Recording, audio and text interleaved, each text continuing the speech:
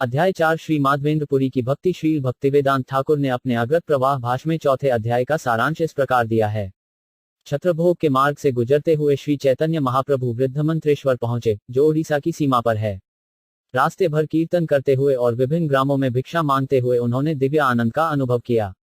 इस प्रकार वे रेमुना नामक सुप्रसिद्ध गांव पहुंचे, जहां गोपीनाथ का अर्चा विग्रह है। वहां पर उन्होंने अपने गुरु ईश्वरपुरी के मुख से सुनी हुई माधवेंद्रपुरी की कथा सुनाई। ये कथा इस प्रकार है।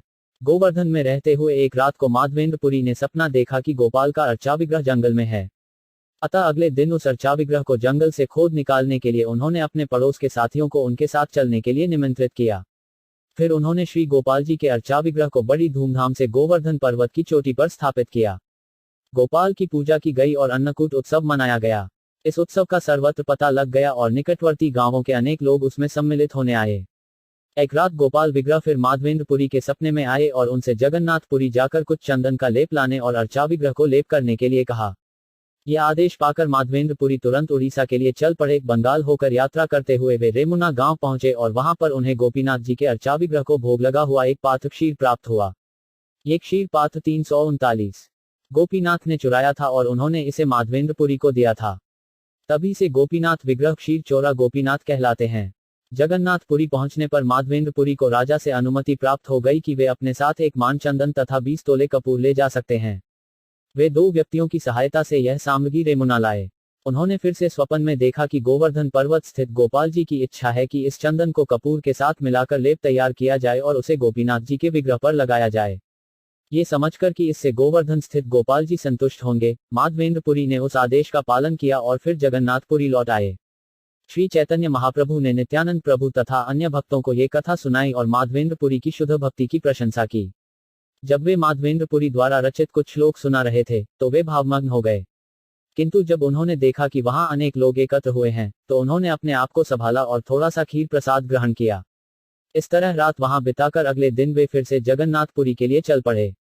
गह ज्ञानजू एक एच्छाव्रग्नन की इच्छा 31 शशीना 54 रोई वैनंद्रा चित्तोषुद लीतशाशान थपुतांगी घर 8 मन यतक थगना ऊषभांश्वंत एक मच्छांश्री 0 गस्मय दातु चौर्यन शीर भान गोपीनाथ क्षीर चौराभिधो 5 भूत श्री गोपाल प्रादुरासिद्वश संग्रत प्रेमनाता माधवेंद्रम नतोषिस्मी 1। अनुवाद। मैं उन माधवेंद्रपुरी को सादर नमस्कार करता हूँ, जिन्हें श्री गोपीनाथ ने खीर का एक पात्र चुरा कर दिया और तत्पश्चात स्वयं क्षीर चोरा कहलाए। माधवेंद्रपुरी के प्रेम से प्रसन्न होकर गोवर्धन स्थित श्री गोपाल विग्रह ने जनसमूह को दर्शन दिया। तात्पर्य। भक्तिविनोद ठाकुर की टिप्पणी है कि इस गोपाल विग्रह की प्रतिष्ठा सर्वप्रथम कृष्ण के प्रपौत्र वज्र ने की थी। माधवेंद्रपुरी ने गोपाल विग्रह को फिर से ढूंढ निकाला और उन्हें गोवर्धन पर्वत की चोटी पर स्थापित किया। यही गोपाल विग्रह आज भी नाथद्वारा में विद्यमान है और वल्लभाचार्य के वशंजों की देखरेख में है। इस विग्रह की पूजा बड़े ठाट बाट से की जाती है और वहां जाने वाला कोई भी व्यक्ति अल्प मूल्य देकर विभिन्न प्रकार का प्रसाद खरीद सकता है। रत्न झम टमोप झाम यानन छक छाट नोन छक युन 4 जय जय गौरचंद्र जय नित्यानंद जयाद्वैत चंद्र जय गौर भक्त वृंद 2। अनुवाद। श्री चैतन्य महाप्रभु की जय हो, श्री नित्यानंद प्रभु की जय हो, श्री अद्वैत प्रभु की जय हो तथा श्री चैतन्य महाप्रभु के समस्त भक्तों की जय हो। नीनांशी भगन जहंग्रांश फणन जावट डोम छहोष्ठार्य थैदूत मिनंत 7। और जब नीना थंधुत प्राण सुनतावन विछाम्बरी कबनिग्नांटशन झेछमश वर्णन 1 नीलाद्री गमन जगन्नाथ दर्शन सार्वभौम भट्टाचार ग प्रंभ्यूरन 3 ये सब लीला प्रभुरदास वृंदावन विस्तारी कर्याछेन उत्तम वर्णन 4। अनुवाद। महाप्रभु जगन्नाथपुरी गए और भगवान जगन्नाथ के मंदिर के दर्शन किए। वे सार्वभौम भट्टाचार्य से भी मिले। इन सब लीलाओं का अत्यंत विस्तृत वर्णन वृंदावन दास ठाकुर द्वारा अपने ग्रंथ चैतन्य भागवत में किया गया है। मष्टच विचजी भशुय दे छछना विशत सृंतावन फांज मुष जमृत छत शीत 7 सहजे विचित्र मधुर चैतन्य विहार वृंदावन दास मुखे अमृतधार 5। अनुवाद। श्री चैतन्य महाप्रभु की सभी लीलाएं स्वभावत अत्यंत अद्भुत और मधुर हैं और जब उनका वर्णन वृंदावन दास ठाकुर द्वारा किया जाता है, तब वे अमृत की धारा के समान बन जाती हैं। जय छाण यर्निदन एक शुनकी एच कतनी वनी गनी एडेटच नोनशी गैक्ति 7। अतएव ताहा वर्णिले है पुनरुक्ति दम्भ करी वर्णी ग्रदी तैछे नाही शक्ति 6। अनुवाद। अंडस्को। इसलिए मेरा सविनय निवेदन है कि चूंकि इन लीलाओं का सुंदर वर्णन वृंदावन दास ठाकुर द्वारा पहले ही हो चुका है, अतएव उन लीलाओं की पुनरावृत्ति दम्भ की परिचायक होगी, अतएव ऐसा करना अच्छा नहीं होगा। मुझमें ऐसी शक्ति नहीं है। कैडना भजन यांश कबनिन वर्णन जू कटिष्टमडे नोना कबनित्य मृछन एक चैतन्य मरने ग्राह करिल वर्णन सूत्र रूपे सड लीला करिए सूचन 7 अनुवाद अतएव चैतन्य मंगल अब चैतन्य भागवत नाम से विख्यात में वृंदावन दास ठाकुर जिन लीलाओं का पहले से विस्तृत वर्णन कर चुके हैं उन्हें मैं सूत्र रूप में प्रस्तुत कर रहा हूँ। ओआंत मुदब जांच टैश मा एन वर्णन यशा कशशी शून्य जगती टम नोला कशन 7 ताण सूत्र आछे तेन ना कई वर्णन थ कथस्खित करी से लीला कथन 8 अनुवाद उन्होंने कुछ लीलाओं का विस्तृत वर्णन नहीं किया है, प्रत्युत्सार मात्र दिया है, अतएव मैं इस पुस्तक में उनका वर्णन करने का प्रयास करूंगा। जुडब छी शॉटक कबनी मबकांग दीन थांग्र रशनांत नाइफेकान शांत 4 अतएव तार पाए करी नमस्कार तार पाए अपराध ना हठक आमार 9 अनुवाद अतएव मैं वृंदावन दास ठाकुर के चरण कमलों में अपना सादर नमस्कार अर्पित करता हूँ। मुझे आशा है कि मेरे इस कार्य से उनके चरण कमलों के प्रति अपराध नहीं होगा। अदय भच गशंथ दैनिना नौनांछिटन छात्री छच मत्स कुछ कीरुम कुछुष्टन 0 एड मत महाप्रभु चलिला नीलाचले चारी भक्त सड़े कृष्ण कीर्तन कुतूहले 10 अनुवाद श्री चैतन्य महाप्रभु अपने 4 भक्तों सहित जगन्नाथपुरी की ओर चल पड़े और वे बड़े उत्साह से भगवान पवित्र नाम हरे कृष्ण मंत्र का कीर्तन कर रहे थे। छियूच का लांशी अक एचनी अक्षरांध भिंछा जांचटन वरूच जान जामिन बाम्बिगा 05 भिक्षा लागी 1 दिन 1 ग्राम गया आपने बहुत अन्न आनल मागिया 11 अनुवाद श्री चैतन्य महाप्रभु प्रतिदिन स्वयं एक गांव में जाते और प्रसाद तैयार करने के लिए चावल तथा अन्य अनाज पर्याप्त मात्रा में मांग लाते। शंथ व वच छानी विश्वनांशी कटत वो आ जवादे कृष्णा कलनी खाडना ट्वभुगांच 02 पथे बड़ दानी विघ्न नहीं करे ता सबारे कृपा करी आयला रेमुनारे 12 अनुवाद रास्ते में अनेक नदियां पढ़ी और हर नदी पर कर एकत्र करने वाला व्यक्ति था, किंतु उसने महाप्रभु को रोका नहीं। महाप्रभु ने भी उन सब पर कृपा की। अंत में वे रेमुना गांव पहुंचे। तात्पर्य बालेश्वर नामक रेलवे स्टेशन से 5 मील पश्चिम की ओर रेमुना नामक गांव है। इस गांव में आज भी क्षीर चोरा गोपीनाथ का मंदिर है और इस मंदिर के भीतर आज भी श्यामानंद गोस्वामी के प्रमुख शिष्य रसिकानंद प्रभु की समाधि है। 8 वगुगांटच च्योनिमांत शब्भटमांझन शक्ति कबनी तकन थडद चीज एतनन 07 रेमुनाते गोपीनाथ परम मोहन भक्ति करी कई प्रभु ताण दर्शन 13 अनुवाद रेमुना के मंदिर में गोपीनाथ का विग्रह अत्यंत आकर्षक था। चैतन्य महाप्रभु ने इस मंदिर में दर्शन किए और अत्यंत भक्तिपूर्वक नमस्कार किया। दीन भान संध्य निकचे थंगोम कबनिच जीत शुंग छजा शफिन थनहन भान 08 ताण पाद पद्म निकट प्रणाम करते ताण पुष्प चूड़ा पढ़ी प्रभुर माथाते 14 अनुवाद जब श्री चैतन्य महाप्रभु गोपीनाथ विग्रह के चरण कमलों में प्रणाम कर रहे थे तो गोपीनाथ के सिर का पुष्प मुकुट महाप्रभु के मस्तक पर गिर गया। छुजा भानथश बशेथंडुन जाननतेच घन वच नरू श्रीयु तैन्नो छगभा 507 चूड़ा पाया महाप्रभुर आनंदित मन बहु नृत्य गीत कई लजा भक्त गण 15 अनुवाद जब अर्चा विग्रह का पुष्प मुकुट उनके मस्तक पर आ गिरा तो श्री चैतन्य महाप्रभु अत्यंत प्रसन्न हुए और उन्होंने अपने भक्तों के साथ विभिन्न प्रकार से कीर्तन तथा नर्तन किया। थेडू थेडांग टननी तथा कश 7 न विजित झडेला टनोश्रीनाथ शैत शांज गैंड 07 प्रभुर प्रभाव देखित प्रेम रूप गुण विस्मित हडला गोपीनाथे दास गण 16 अनुवाद श्री चैतन्य महाप्रभु के प्रगाढ़ प्रेम उनके अत्युत्तम सौंदर्य तथा उनके दिव्य गुणों को देखकर अर्चा विग्रह के सभी सेवक आश्चर्यचकित रह गए। नाम्बा कटश थीच्छा तेकिन थैंड तमवन मर जानजी छाई धछु कब्रिना 101 नाना रूपे प्रीत्य कईल प्रभुर सेवन सैट रात्रि ताहा प्रभु करीला व ज्ञान 17 श्री चैतन्य महाप्रभु के प्रति प्रेमवश उन सेवकों ने नाना प्रकार से महाप्रभु की सेवा की और उस रात महाप्रभु गोपीनाथ के मंदिर में रुक गए। भशाथंजान ऋण टलांटच वशनिया धडुओ था शूर व्रेशत शुत्री डीच कशाक्षन कशी 070 महाप्रसाद क्षीर लोभे रहिला प्रभु तथा पूर्व ईश्वरपुरी तारे कहियाछेन कथा 18 अनुवाद महाप्रभु वहां इसीलिए रुके थे क्योंकि वे गोपीनाथ विग्रह का खीर प्रसाद पाने के लिए अत्यंत उत्सुक थे। उन्होंने अपने गुरु ईश्वरपुरी से यहाँ घटित एक कथा सुन रखी थी। कीस्ट जनतगा टभौनी मांश थम्भिक्ष डाव मांध छचक्री भंटन कटथद एमु आंधरान 0 क्षीर चोरा गोपीनाथ प्रसिद्ध तार नाम भक्त गणे कहे प्रभु से ही आख्यान 19 अनुवाद यह विग्रह दूर दूर तक क्षीरचोरा गोपीनाथ के नाम से विख्यात था और चैतन्य महाप्रभु ने अपने भक्तों को वह कथा सुनाई कि यह विग्रह इतना प्रसिद्ध कैसे हुआ। शूर्त्व बाश श्रुतिवलाम भी औज एकल एउसी जन नान गैशन बैट एंगु शजी 40 पूर्वे माधवपुरी लागी क्षीर कई चुरी अतएव नाम है क्षीर चोराहरी 20 अनुवाद पूर्वकाल में इस विग्रह ने माधवेंद्रपुरी के लिए क्षीर का पात्र चुराया था अतएव क्षीर चुराने वाले भगवान नाम से प्रसिद्ध हुए। शूर्त्व घी बांधव शुत्री जाडिना वुंतवन बभिड अभिटच टयना भिश्री भावशन 55 पूर्वेश्वर माधवपुरी आयला वृंदावन भ्रमिते भ्रमिते गेला गिरी गोवर्धन 21 अनुवाद एक बार श्री माधवेंद्रपुरी वृंदावन गए और वहां घूमते घूमते वे गोवर्धन पर्वत पहुंचे।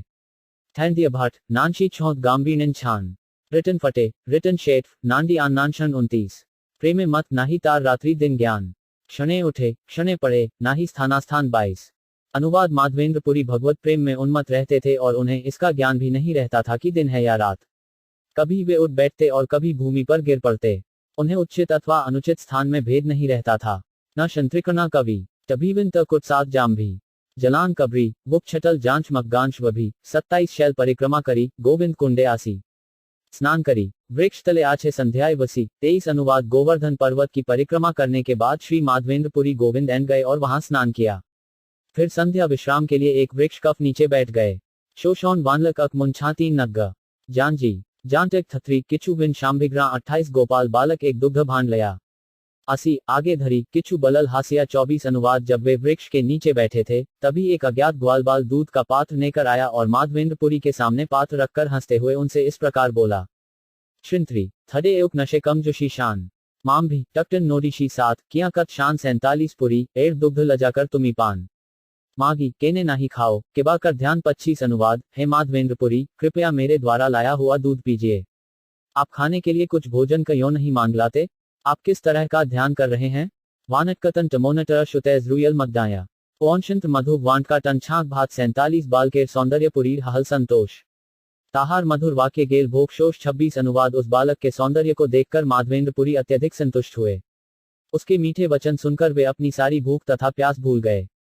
श्रित्री क्री और तक जुभी कांड छागांत वांज का गटच झामटन जांदी कतनी छेश्वाम 21 पुरी कहे के तुमी कहाँ तोमार वास के मते जानले आमी करी उपवास 27 अनुवाद माधवेंद्रपुरी ने कहा, तुम कौन हो? तुम कहाँ रहते हो? तुम कैसे जान पाए कि मैं उपवास कर रहा हूँ?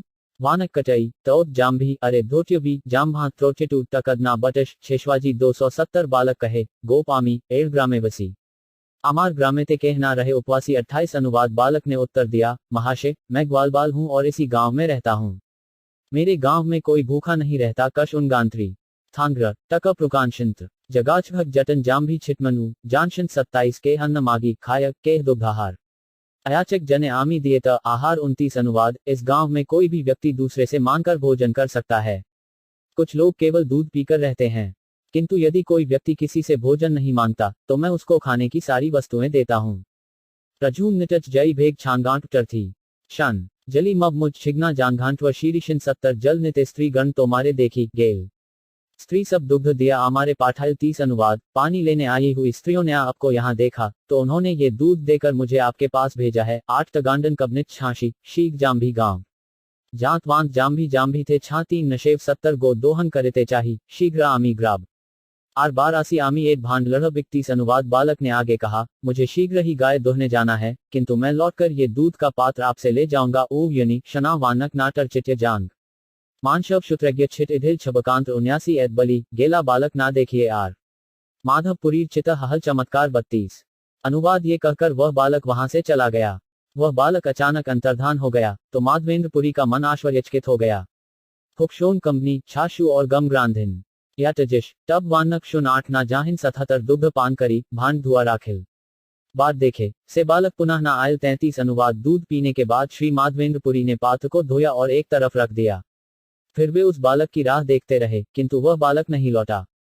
वो जी माम नग्न शुंत्री निछठी नानशिष्या नए ब्रांटब उना छूल वांश वृद्धि लग्न 78 वसी नाम लयपुरी निद्रा नहीं है शेष रात्रे तंद्रा हैल बहमय वृत्ति लय 34 अनुवाद माधवेंद्रपुरी सो नहीं सके। वे बैठे रहे और हरे कृष्ण महामंत्र का जप करते रहे। रात्रि समाप्त होने पर उन्हें थोड़ी झपकी आ गई और उनके सारे बाह्य कार्य रुक गए। अटशेत टमशे वानक जच्युत जाम्भिष्का 3 ककुट नम टन षण जच शबनिशा 77 स्वप्ने देखे से ही बालक सम्मुखे आसिजा एक कुजे लजा गेल हाथे धरेजा 35 अनुवाद माधवेंद्रपुरी ने स्वप्न में उसी बालक को देखा। वह बालक उनके सामने आया और उनका हाथ पकड़कर उन्हें जंगल में एक कुंज तक ले गया।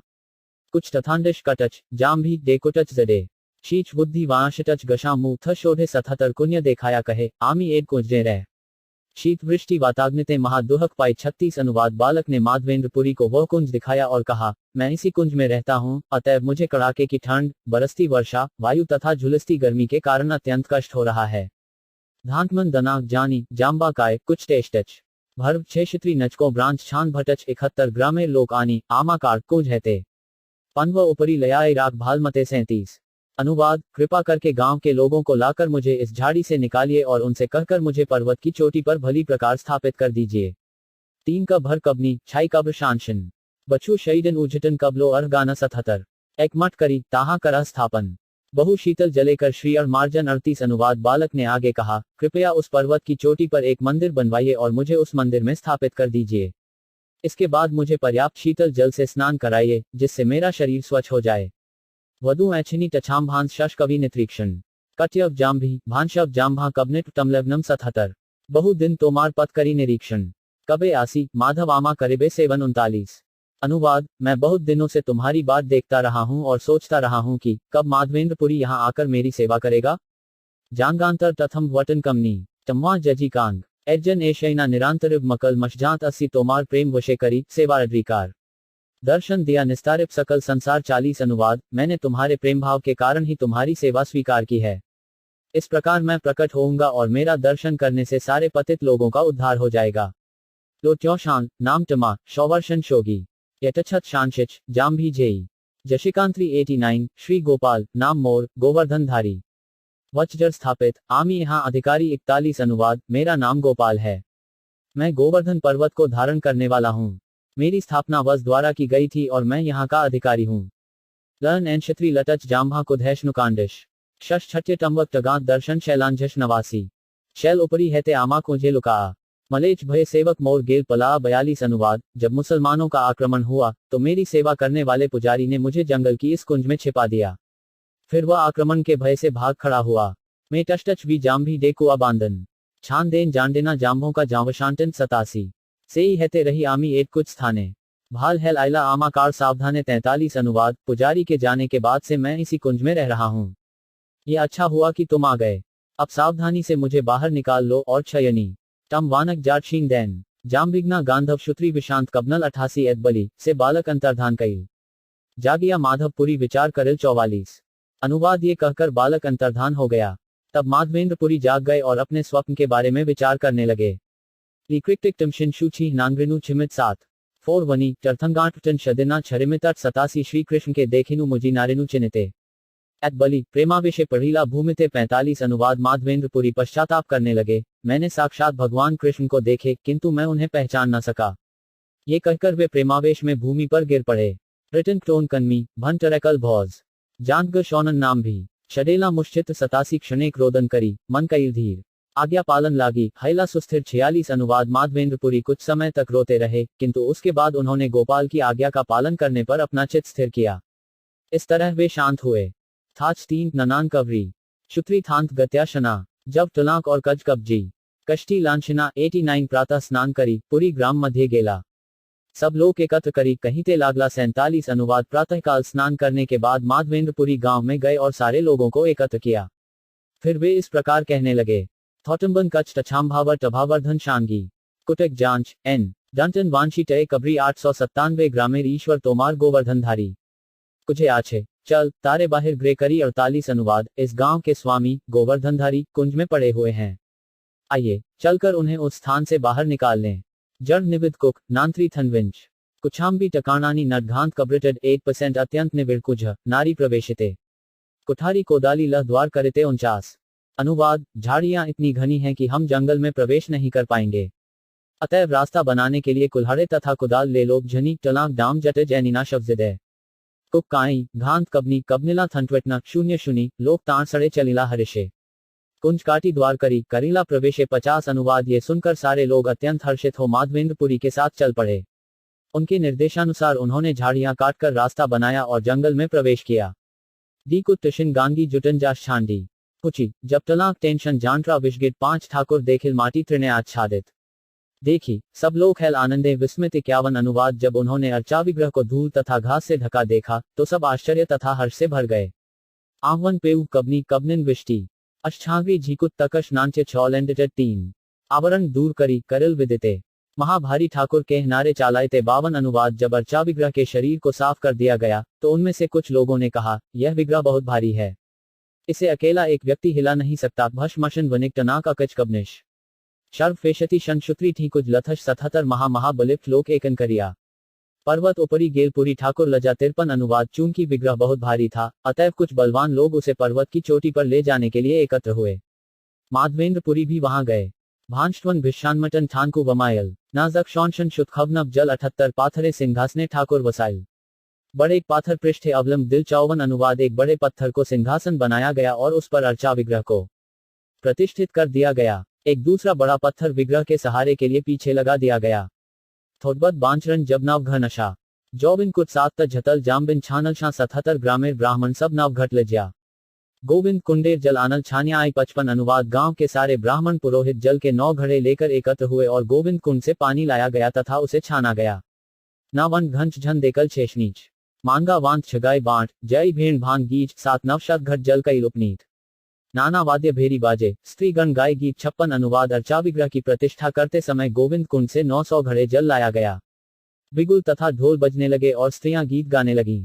कच्छ भांगन एक छ नान 5 बदशंजव तेश नथी एओक घृच जानशिन थोट्य गच छिल 71 के गाय के नाचे महोत्सव हेल। दधी दुग्ध घृत आयु ग्रामे ग्रत छिल 57 अनुवाद प्रतिष्ठा उत्सव के समय कुछ लोग गा रहे थे तो कुछ नाच रहे थे। गांव का सारा दूध दही तथा घी उत्सव के लिए लाया गया। डांश गांभनी जांडिलन मटनथीनी यश नान्ना ओयशिंद्र छांश कष्टित शांति कच 7 भोग सामग्री आयल संदेशादिबत नाना उपहार ताहा कहीते पारीकत 58 अनुवाद वहां पर नाना प्रकार के व्यंजन तथा मिठाइयां और अन्य उपहार लाए गए। मैं उन सबका वर्णन कर पाने में असमर्थ हूँ। पूंजी जानी शून्य गम वशन जांचनी झटनक जानशिंटन मानशव शुत्री दैन जखिचक 77 तुलसी आदि पुष्प वस्त्र आयल अनेक। आपने माधवपुरी कैल अभिषेक 59 अनुवाद गांव वाले प्रचुर मात्रा में तुलसी दल फूल तथा विविध प्रकार के वस्त्र ले आए। तब श्री माधवेंद्रपुरी ने स्वयं अभिषेक स्नान कराने का उत्सव प्रारंभ किया। तात्पर्य हरि भक्ति विलास छठा विलास श्लोक 30 में बतलाया गया है कि अर्चा विग्रह को दही तथा दूध मिश्रित जल से स्नान कराना चाहिए और साथ ही शंख घंटियां तथा अन्य वाद्य बजाकर 34 भगवते वायुदेवाय नगः मंत्र का तथा ब्रह्म संहिता के श्लोक चिंतामणिग्रकर सभ्य सुकल्पवृक्ष लक्षावतेषु सुरभिर्भिपाल्यंतक से शुरू होने वाले श्लोकों का उच्चारण करना चाहिए। जमनला अस्कबनी कन्नांश ज्ञान नचतेडन ऐशना देकन ली झाज शिक्षण 70 अमरला दूर करी करायल स्नान बहु तैल दिया कई श्री अर्चिकरण 60 अनुवाद जब मंत्रोच्चारण से सारा अमंगल दूर हो गया तब अर्चा विग्रह का अभिषेक प्रारंभ हुआ। सर्वप्रथम विग्रह पर प्रचुर तेल मला गया जिससे उनका शरीर चिकना हो उठा। 100% भव शक्षान्युटच ज्ञान कब बांध ग गश ब्लान कवाडेल जंच घे छिका 70 पश्च गव्य पश्चामृते स्नान कराजा महास्नान करायल शत घट दिजा 61 अनुवाद प्रथम स्नान के बाद पंचगव्य से तथा फिर पंचामृत से स्नान कराया गया। फिर 100 घड़ों में लाए गए घी तथा जल से महास्नान कराया गया। तात्पर्य पंचगव्य दूध दही घी गोमूत्र तथा गोबर से बनता है। ये सारे पदार्थ गाय से प्राप्त होते हैं, अतएव हम कल्पना कर सकते हैं कि गाय कितनी महत्वपूर्ण है, क्योंकि इसके मूत्र तथा गोबर की विग्रह को स्नान कराने के लिए जरूरत पड़ती है। पंचामृत में 5 प्रकार के अमृत दही दूध घी शहद तथा चीनी मिले रहते हैं। इसके भी अधिकांश अवयव गाय से प्राप्त होते हैं। इन्हें सुस्वादु बनाने के लिए चीनी तथा शहद मिलाया जाता है। शुमनाट टेठल छिदैया पेकंथी अन्न चिकन शैश्य भैटकांतिक टरैन प्लाना जमानशीन 74 पुनः तैल दिया कई श्री अड्ड चिकन शह गंधोद के कई स्नान समाधान 62 अनुवाद महास्नान के बाद पुनः विग्रह को सुगंधित तेल से मलकर उनके शरीर को चिकना किया गया। तत्पश्चात एक शंख में सुगंधित जल भरकर अंतिम अभिषेक संपन्न किया गया। तात्पर्य श्री भक्तिसिद्धांत सरस्वती ठाकुर ने इसकी टीका करते हुए हरिभक्ति विलास से उद्धरण दिया है। जौ का आटा गेहूं का आटा सिंदूर उड़द की पिसी दाल तथा आवाना पिसे चावल तथा केले का चूर्ण को गाय की पूंछ के बाल से बने ब्रश तूलित से विग्रह के शरीर पर लेपा जाता है। इससे अच्छी चमक आ जाती है। विग्रह के शरीर पर मला जाने वाला तेल सुगंधित होना चाहिए। महास्नान संपन्न कराने के लिए विग्रह के ऊपर कम से कम 1/2 मान लगभग 24 गैलन जल उड़ेलना चाहिए। झन भांजन कबनी वतन शंत्रांदिल अन्नन शुलजी शून्य शभाना झटल फिल 77 श्री अड्ड मार्जन करी वस्त्र पराइल चंदन तुलसी पुष्पमाला अड़े दिल 63 अनुवाद विग्रह का शरीर स्वच्छ करने के बाद उन्हें सुंदर नए वस्त्र पहनाए गए। फिर विग्रह पर चंदन तुलसी माला तथा अन्य सुगंधित फूलों की मालाएं पहनाई गई। भूरे गिल कबरी नान्ना दछौंग मानशैशल जशी पुक्र मत तनोरी सच किछु जांडिल 78 धूप दीप करी नाना भोग लगाइल दधी दुग्ध संदेशादि ग्रत किछु आयल 64 अनुवाद। अभिषेक संपन्न हो जाने के बाद अर्चा विग्रह को धूप तथा दीप अर्पित किए गए और विभिन्न प्रकार का भोग अर्पित किया गया। भोग में दही दूध तथा अनेक मिठाइयां सम्मिलित थीं। जुवाम्बिट जल नवशोटब ममर्शिन जहाशन छियनाटम छाम्भुन निट्वनगल 77 सुवासित जल नव पात्रे समर्पिल आचमन दिया से तांबूल निवेदिल 65 अनुवाद सर्वप्रथम अर्चा विग्रह को तरह तरह का भोग अर्पित किया गया, फिर नए पात्रों में सुवासित पीने का जल और तब आचमन के लिए जल दिया गया। अंत में मसालेदार पान का भोग लगाया गया। जांग्राखिक कंत्री दैन वचूच डवन ए सात वचकबरी हैन जानधा मभंत 77 आरात्रिक करी कईल बहुत स्तवन दंडवत करी कईल आत्मसमर्पण 66 अनुवाद तांबूल तथा पान देने के बाद भोग आरती संपन्न की गई। अंत में हर एक ने विविध प्रार्थनाएं की तथा विग्रह को पूर्ण आत्मसमर्पण के भाव में दंडवत प्रणाम किया। थॉमन गटछक उच्छल नानी टभोशुग एरोन जशकन जाननिगा सन शर्व ऐशल शूर्ण 71 ग्रामेर ग्रतेक तंडुल दाली गोधूम चूर्ण सकल आनिया दिल पर्वत हेल पूर्ण 67 अनुवाद ज्यों ही गांव वालों को पता चला कि अर्चा विग्रह की प्रतिष्ठा होने जा रही है, वे अपने यहाँ से सारा चावल, दाल तथा गेहूं का आटा ले आए। ये सामग्री इतनी मात्रा में थी कि पर्वत की चोटी उससे पूरी तरह भर गई। कुटकौन शट्य छिलटय भरिष्ठ हो झम जब जानाइन थोटड छफल जख्म 77 कुमरे भछिल कथलयाय मृधा जन सब आनाइल प्राते चढ़ी रंधन 68 अनुवाद जब गांव वाले चावल, दाल तथा आटा ले आए, तो गांव के कुम्हार भोजन पकाने के सभी प्रकार के बर्तन ले आए और प्रातःकाल से भोजन पकाना प्रारंभ हुआ। जब इस जन जरा की कटा तक छुशे जना शौच ब्रोटो वाक्षमांदी माना जून 77 10 विप्र अन्न रांधी करे एक स्तूप जना 5 रांधे व्यज्ञनादि नाना सूप 69 अनुवाद 10 ब्राह्मणों ने अन्न पकाया और 5 ब्राह्मणों ने सूखी तथा रसदार सब्जियां पकाईं। वना शौकल मृटल विशित वाक्षम कटबजा वफी कफी कट्ट विश्य 10 वन्य शाक फल मूले विविध व्यज्ञन के बड़ा बड़ी कढ़ी करे विप्रगण 70 अनुवाद सारी तरकारियां जंगल से एकत्र किए गए शाक, जड़ों तथा फलों से बनाई गईं। किसी ने दाल पीसकर बड़े तथा बढ़िया बनाई। इस तरह ब्राह्मणों ने सभी तरह के व्यंजन बनाए। छामा भौशु मांच कई कटत ग्रांशी ब्रोनी जन वाक्षम जय बजदश घृदत छाम भी 15 जना 5-7 रोटी करे राशि राशि अन्न व्यज्ञन सब रहे घृते भासी 71 अनुवाद 5-7 व्यक्तियों ने बहुत सी रोटियां बनाई और उन्हें पर्याप्त घी से चुपड़ दिया। सारी सब्जियां, दाल तथा भात भी घी से सिक्त थे।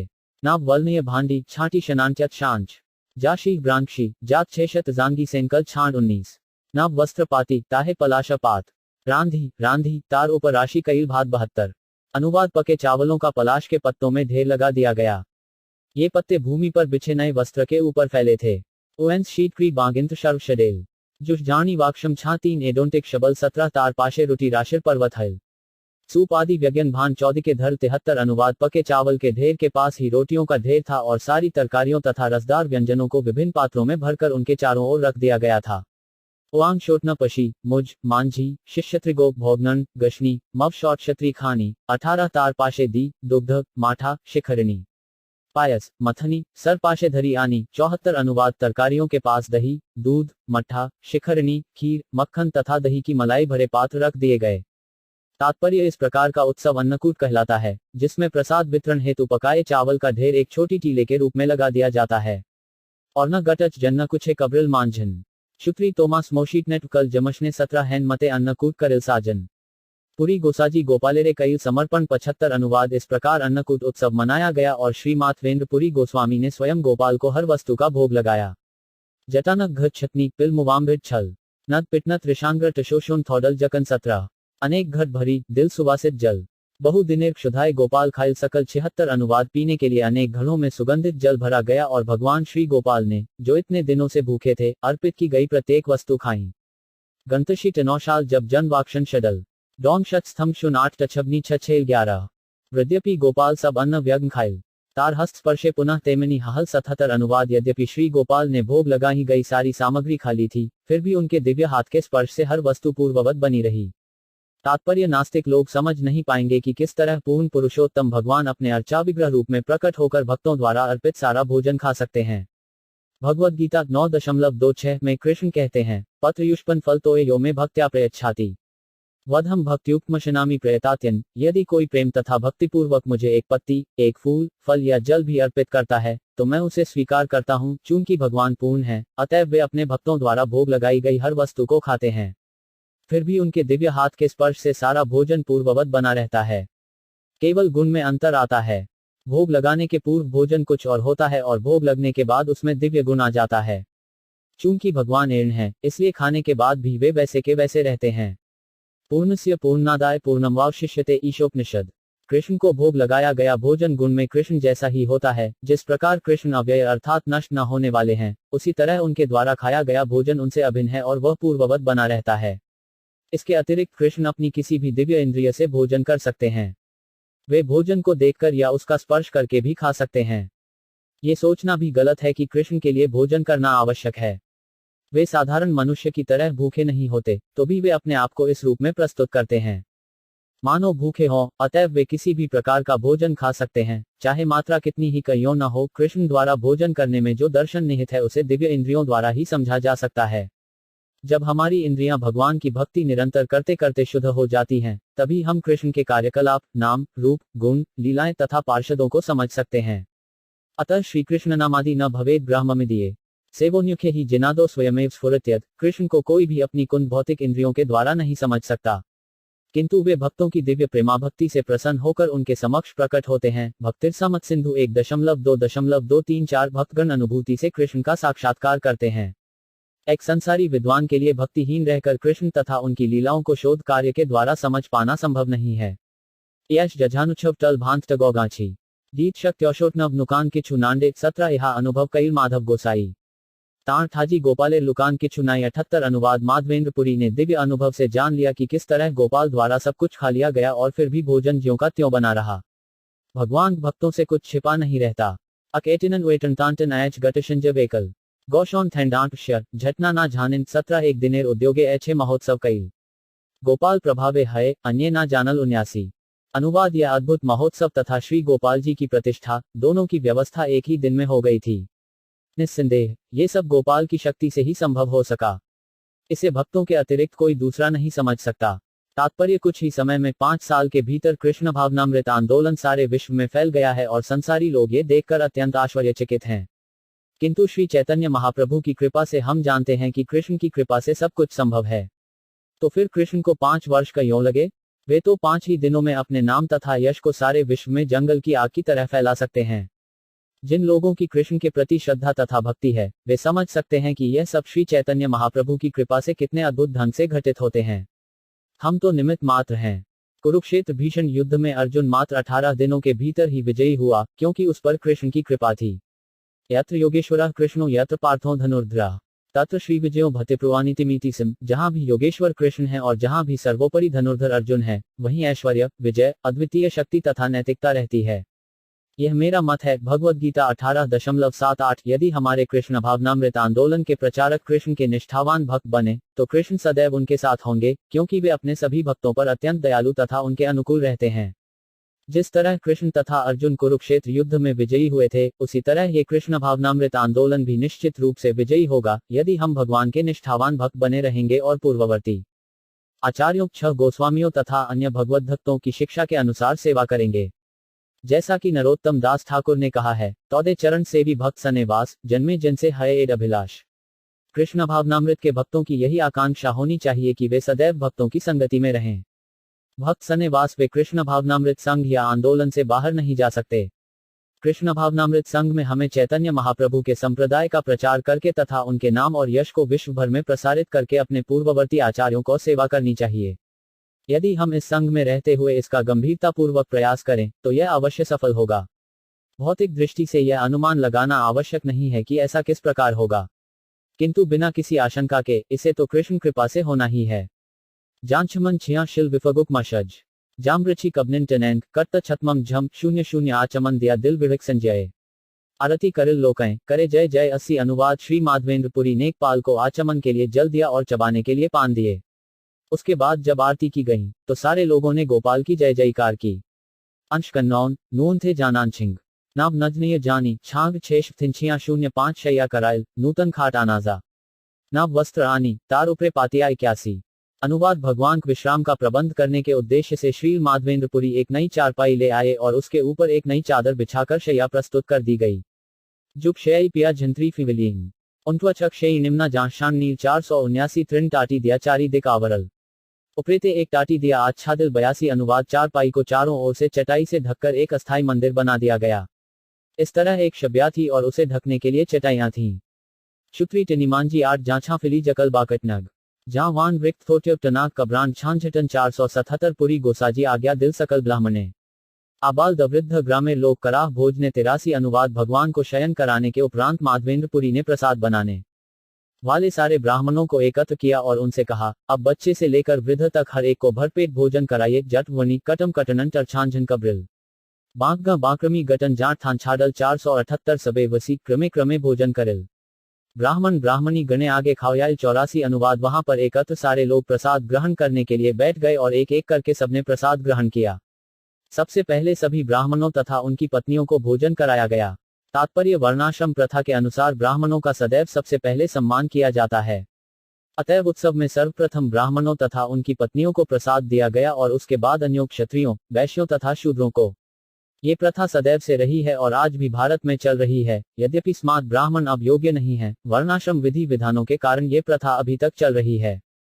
जाना थोंटमर टना गचथिंच जांडिन भान टलशीयग्ना जब शैमान थोडिल 707 अन्य ग्रामीण लोग ग्रद देखते आयल।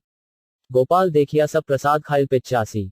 अनुवाद, गोवर्धन गांव के लोगों ने ही नहीं अपितु अन्य गांवों से आए हुए लोगों ने भी प्रसाद ग्रहण किया। उन्होंने गोपाल विग्रह का दर्शन भी किया और उन्हें प्रसाद भी मिला। 8 नचिग्ना शुत्रैक थैडांव दनांटक छबकांत शूभ जन्नकुछ टैन टेन मानक्रोकांत 77 देखिया पुरीर प्रभाव लोकाय चमत्कार। पूर्व अन्नकूट ग्रेन हेल साक्षात्कार 86। अनुवाद, माधवेंद्रपुरी का प्रभाव देखकर वहां एकत्र सारे लोग आश्चर्यचकित हो गए। उन्होंने देखा कि कृष्ण के समय जो अन्नकूट उत्सव मनाया गया था, वही अब श्री माधवेंद्रपुरी की कृपा से पुनः मनाया जा रहा था। तात्पर्य, पूर्वकाल में द्वापर युग के अंत में वृंदावन के ग्वालों ने इंद्राज की पूजा का प्रबंध किया, किंतु कृष्ण के कहने पर उन्होंने उसका परित्याग कर दिया। उसके बदले उन्होंने गायों, ब्राह्मणों तथा गोवर्धन पर्वत की पूजा का उत्सव संपन्न किया। उस समय कृष्ण ने अपना विस्तार करते हुए कहा था, मैं गोवर्धन पर्वत हूं। इस तरह उन्होंने गोवर्धन पर्वत को अर्पित सारे भोजन तथा साज सामान को स्वीकार किया। श्रीमद्भागवत 10.24.26 31-33 में कहा गया है, पच्यंता विविधा पाका सुपाता पायसादय संयमापुक्षुल्य सर्वदोहर्ष गृहम ताम कालात्मना भयक्ता शक्रदर्श जिघांस्ता प्रोक्तनिष्म्य नंदाद्या साध्वगंत तद्गचया तथा च व्यदधु सर्व यथा मधुसूदन वाचयित्वा स्वस्त्ययन तद्वेण गिरिद्विजान उपहृत्य बलिन सर्वान आहटा यवसगवा गोदनानी पुरस्कृत्य गिरिचक्र प्रदक्षिणम। यज्ञ के लिए एकत्र किए गए अन्न तथा घी से सभी तरह के उत्तम व्यंजन तैयार करो। चावल, दाल, हलवा, पकौड़ा, पूरी तथा दूध के सभी प्रकार के पकवान यथा खीर, रसगुल्ला, संदेश तथा लड्डू बनाओ। इसलिए पूर्ण पुरुषोत्तम भगवान कृष्ण ने इंद्र को दंड देने के उद्देश्य से ग्वालों को परामर्श दिया कि वे इंद्र यज्ञ बंद कर दें और गोवर्धन पूजा प्रारंभ करें, क्योंकि इंद्र स्वर्गलोक का सर्वोच्च नियंता होने के कारण अत्यधिक गर्वित हो उठा था। नंद महाराज समेत सारे ईमानदार तथा सरल ग्वालों ने कृष्ण का प्रस्ताव मान लिया और भगवान कृष्ण ने जो भी कहा उसे उन सबने विस्तार पूर्वक संपन्न किया। उन्होंने गोवर्धन की पूजा तथा प्रदक्षिणा की। कृष्ण के आदेशानुसार नंद महाराज तथा ग्वालों ने विद्वान ब्राह्मणों को बुलाए और वैदिक मंत्रों के उच्चारण के साथ तथा प्रसाद अर्पित करके गोवर्धन पर्वत की पूजा प्रारंभ की। वृंदावन के निवासियों ने एकत्र होकर अपनी गौओं का श्रृंगार किया और उन्हें खाने के लिए घास दी। फिर गायों को आगे रखकर वे गोवर्धन पर्वत की प्रदक्षिणा करने लगे। जकन बांकटन शुत्री देव कव कम्ब्रिन मरे तमझे टमवा भत्था जवान निग्राजिल 71 सकल ब्राह्मणे पुरी वैष्णव करिल सद सेवा मध्य सभा नियोजिल 87। अनुवाद, इस अवसर पर उपस्थित सारे ब्राह्मणों को श्री माधवेंद्रपुरी ने वैष्णव संप्रदाय में दीक्षा दी और उन्हें विभिन्न सेवा कार्यों में लगा दिया। तात्पर्य, शास्त्रों का कथन है, षट्कर्म निपुणो विप्रो मंत्र तंत्र विशारद। योग्य ब्राह्मण अपने कर्तव्य कर्मों में पटु होना चाहिए। ब्राह्मण के निमित्त 6 कार्य होते हैं। पठन अर्थात ब्राह्मण को वैदिक शास्त्रों में पारंगत होना चाहिए। उसे अन्यों को वैदिक साहित्य पढ़ाने में भी समर्थ होना चाहिए। ये पाठन है। उसे विभिन्न विग्रहों की पूजा करने तथा वैदिक अनुष्ठान करने यजन में भी पटु होना चाहिए। इसी यजन के कारण ब्राह्मण समाज का अग्रणी होने के कारण क्षत्रियों, वैश्यों तथा शूद्रों के लिए सभी वैदिक अनुष्ठान संपन्न करता है। औरों को उत्सव संपन्न कराने में सहायता करना याजन कहलाता है। दान तथा प्रतिग्रह अन्य 2 कर्म हैं। ब्राह्मण अपने यजमानों से, क्षत्रियों, वैश्यों तथा शूद्रों से सभी प्रकार का दान स्वीकार करता है, प्रतिग्रह किंतु वह सारे धन को अपने पास नहीं रखता। वह आवश्यकता भर के लिए रखकर शेष भाग दूसरों को दान में दे देता है। दान। ऐसे योग्य ब्राह्मण को अर्चा विग्रह की पूजा करने के लिए वैष्णव होना आवश्यक है। अतएव वैष्णव की स्थिति ब्राह्मण से श्रेष्ठ होती है। माधवेंद्रपुरी द्वारा प्रस्तुत दृष्टांत से इसकी पुष्टि होती है कि कोई ब्राह्मण कितना ही दक्ष क्यों न हो, जब तक वह वैष्णव मंत्र में दीक्षित नहीं होता, तब तक वह पुजारी या विष्णु विग्रह का सेवक नहीं बन सकता। गोपाल के विग्रह की स्थापना करने के बाद माधवेंद्रपुरी ने सारे ब्राह्मणों को वैष्णव धर्म में दीक्षित कर दिया। इसके बाद उन्होंने ब्राह्मणों के लिए अर्चा विग्रह संबंधी विविध सेवा कार्य नियत कर दिए। किसी भी अर्चा विग्रह की सेवा के लिए सुबह 4 बजे से लेकर रात्रि के 10 बजे तक, मंगल आरती से शयन आरती तक कम से कम 5-6 ब्राह्मण होने चाहिए। मंदिर में 6 बार आरती की जाती है और अर्चा विग्रह को कई बार भोग लगाया जाता है और प्रसाद बांटा जाता है। पूर्ववर्ती आचार्यों द्वारा निर्धारित विधि विधानों के अनुसार अर्चा विग्रह की पूजा विधि यही है। हमारा संप्रदाय माधवेंद्रपुरी की परंपरा में आता है, जिनका संबंध मध्व संप्रदाय से है। हम श्री चैतन्य महाप्रभु की परंपरा में हैं, जिन्हें श्री माधवेंद्रपुरी के शिष्य श्री ईश्वरपुरी ने दीक्षा दी थी। इसलिए हमारा संप्रदाय मध्व गौड़ीय संप्रदाय कहलाता है। अतः हमें श्री माधवेंद्रपुरी के चरण चिन्हों का अनुसरण बहुत सावधानी से करना चाहिए और ये देखना चाहिए कि उन्होंने किस तरह गोवर्धन पर्वत की चोटी पर गोपाल विग्रह स्थापित किया, किस तरह उन्होंने केवल एक ही दिन में अन्नकूट उत्सव की तैयारी की और उसे संपन्न किया, इत्यादि। अमेरिका तथा यूरोप के धनी देशों में हम अर्चा विग्रहों की जो स्थापना करें, उसे श्री माधवेंद्रपुरी के उदाहरण के ही अनुसार करना चाहिए। विग्रह के सारे सेवकों को सर्वथा योग्य ब्राह्मण होना चाहिए और विशेषतया उन्हें यथासंभव अधिक से अधिक मात्रा में प्रसाद चढ़ाने और उसे भगवान का दर्शन करने आए भक्तों में बांटने की वैष्णव प्रथा का पालन करना चाहिए। शुनाट सिनी ट्वट्य धुत कबांडिल जेशान किए छांग नांगदेन कबनौडिल झल शौन 4740 पुनः दिन शेषे प्रभुर कराइल उत्थान किछु भोग लगाइल कराइल जलपान 88 अनुवाद विश्राम के बाद विग्रह को संध्या समय जगाना चाहिए और तुरंत ही उन्हें कुछ भोजन तथा जल का भोग लगाना चाहिए।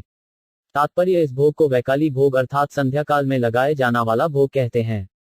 शांथक देन टर्टन गैर टरेशल जांग शाशोट्य टलांक टर्तिच्छ जांढिल 747 गोपाल प्रकट हेल देशे शब्द हेल आशपाश ग्रामीण लोग देखते आयल नवासी। अनुवाद जब देश भर में ये प्रचार हो गया कि भगवान गोपाल गोवर्धन पर्वत के ऊपर प्रकट हो चुके हैं, तो आसपास के सभी गांव वाले विग्रह का दर्शन करने आए। अक्षयी नक थोटे नहन गांगिलिश जान कुछ कटत मठ गच्छश्री इम 70 अकैक दिन अकैक ग्रामे लडल मागिया अन्नकूट करे सबे हर्षित हा 90 अनुवाद हर एक गांव वालों ने एक एक करके माधवेंद्रपुरी से प्रार्थना की कि अन्नकूट उत्सव मनाने के लिए उन्हें एक दिन नियत कर दिया जाए। इस तरह कुछ समय तक दिन प्रतिदिन अन्नकूट उत्सव मनाया जाता रहा। जाम्बी कांटन ठिकुटवटत कबनैया लग्न शुत्री टामांची सकल किच्छु भव छांझम शून्य रात्रि काले ठाकुरेरे कराया शयन पुरी गोसाजी कई किच्छु गव्य भोजन 91 अनुवाद श्री माधवेंद्रपुरी ने दिन भर कुछ नहीं खाया, किंतु रात में विग्रह को शयन कराने के बाद उन्होंने दूध से बना प्रसाद खाया। थाउंड 8 कांटन शुम 4 एटच कनविल टश्विन और नथगर धक थोटमत आशल टनाक भय 79 प्रातः काले पुनः तैछे करिल सेवन अन्न लजा एक ग्रामे राय लोग गण 92 अनुवाद पुनः अगली सुबह अर्चा विग्रह की सेवा प्रारंभ हुई और एक गांव के लोग विविध प्रकार के खाद्य द्रव्य लेकर आ गए।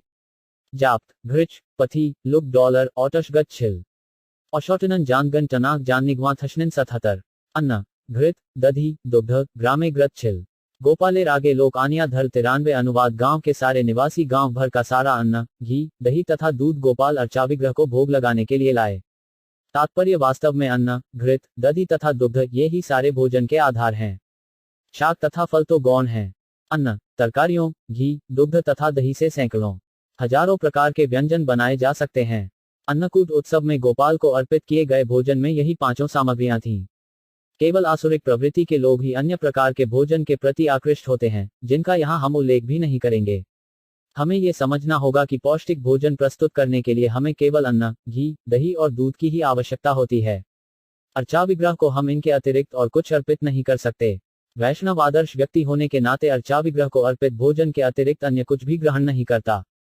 लोग प्रायः राष्ट्रीय खाद्य नीति से श्लुब्ध रहते हैं, किंतु वैदिक शास्त्रों से हमें पता चलता है कि यदि पर्याप्त मात्रा में गाय तथा अन्न हो, तो सारी खाद्य समस्या का समाधान हो सकता है।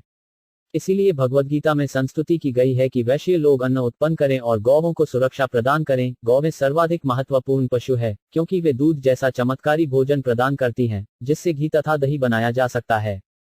मानव सभ्यता की पूर्णता कृष्ण भावनामृत पर आश्रित है, जिसमें अर्चा विग्रह की पूजा की संस्तुति की जाती है। शाक अन्न दूध घी तथा दही से बने व्यंजन अर्चा विग्रह को अर्पित किए जाते हैं और बाद में वितरित किए जाते हैं। हम यहाँ पूर्व तथा पश्चिम का अंतर देख सकते हैं।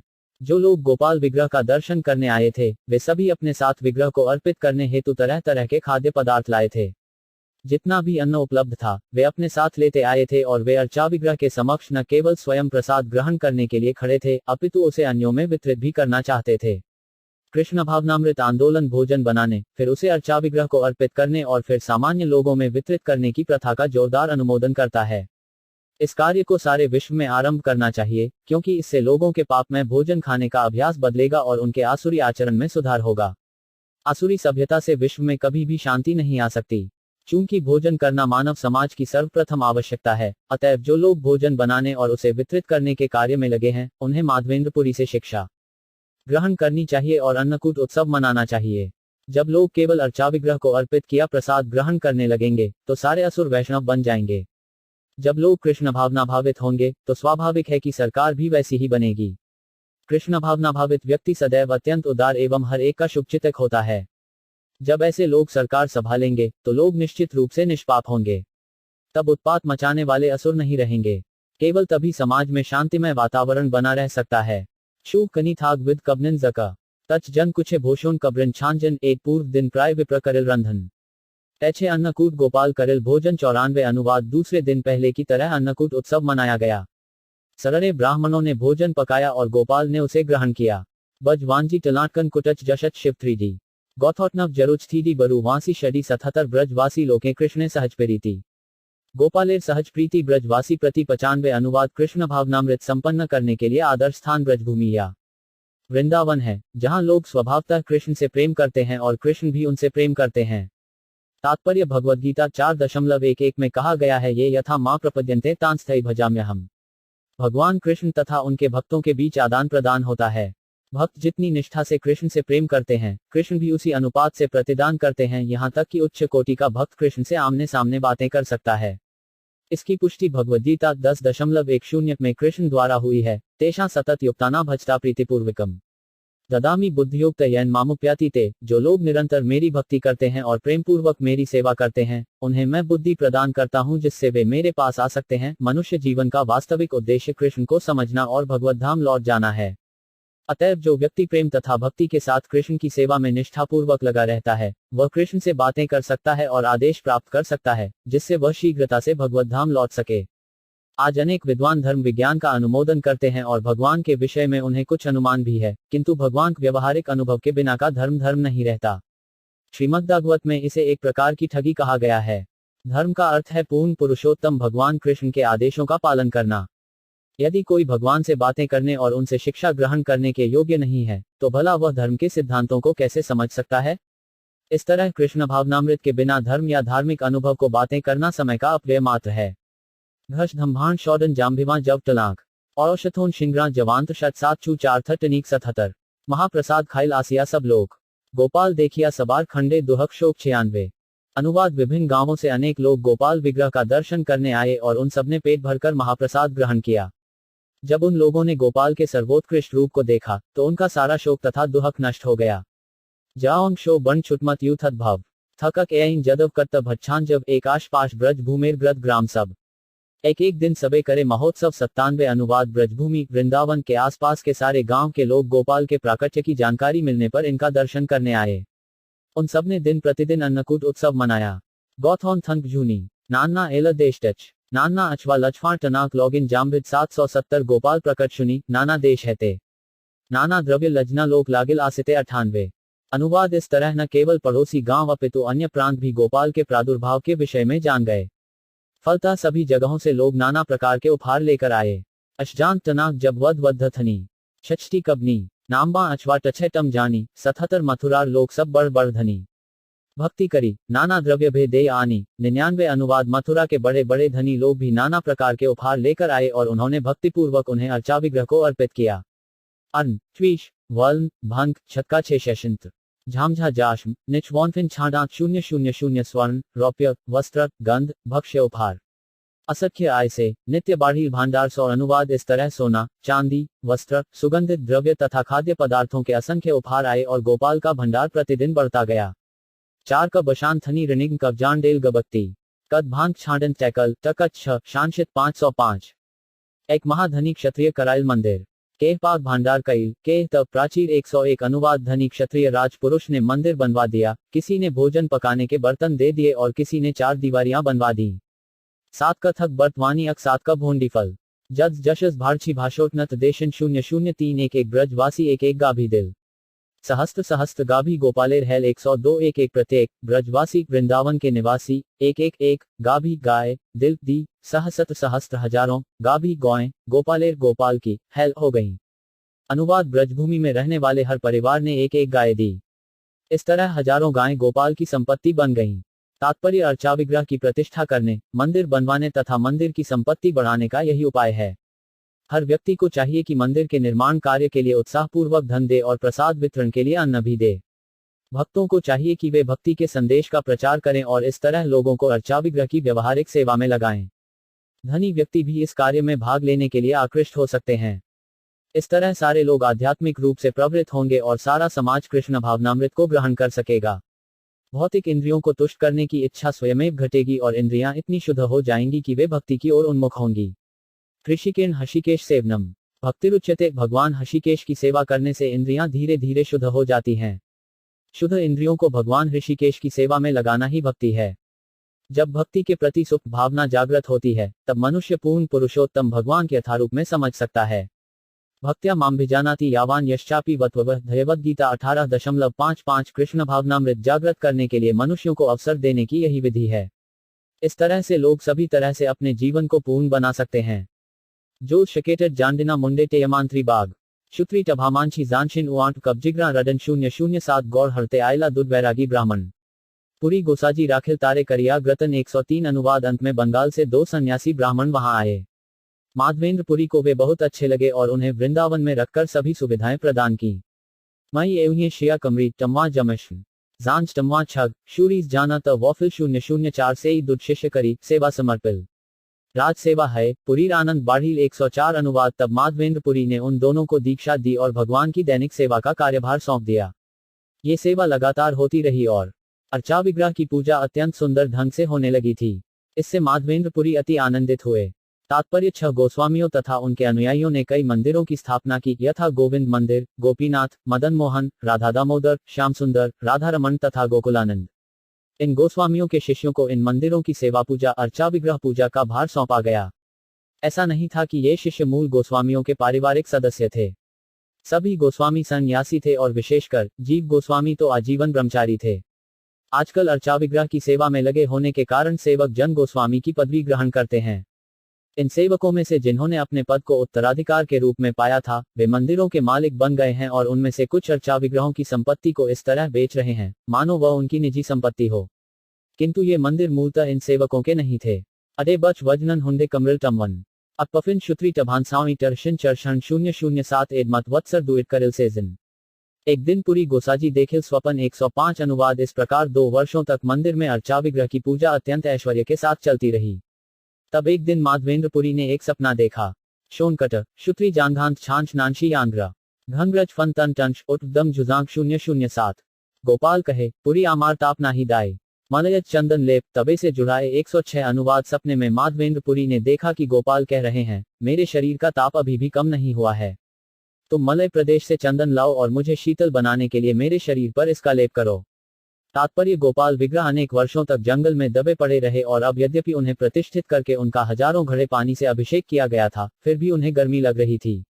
इसीलिए उन्होंने माधवेंद्र पुरी से मलय प्रांत से चंदन लाने के लिए कहा। मलय में उत्पन्न चंदन अत्यंत विख्यात है। ये प्रांत पश्चिमी घाट में है और नीलगिरी पहाड़ियां कभी कभी मलय पर्वत कहलाती हैं। मलय ज शब्द मलय प्रांत में उत्पन्न चंदन का सूचक है। कभी कभी वर्तमान मलेशिया देश को भी मलय कहते हैं। पहले इस देश में भी चंदन उत्पन्न होता था, किंतु अब उनको रबड़ के वृक्ष उगाना अधिक लाभप्रद लगता है। यद्यपि किसी समय मलेशिया में वैदिक संस्कृति प्रचलित थी, किंतु अब वहां के सारे निवासी मुसलमान हैं। अब मलेशिया, जावा तथा इंडोनेशिया में वैदिक संस्कृति लुप्त हो चुकी है। गंगरू जान गांजश नौनायन दटड वाटना देशटड नट्स जुथी छंच डेन्निच 001 मलय जान ग्रा नीलाचल हैते अन्य हैते नहे तुमी चलत वरिते 107।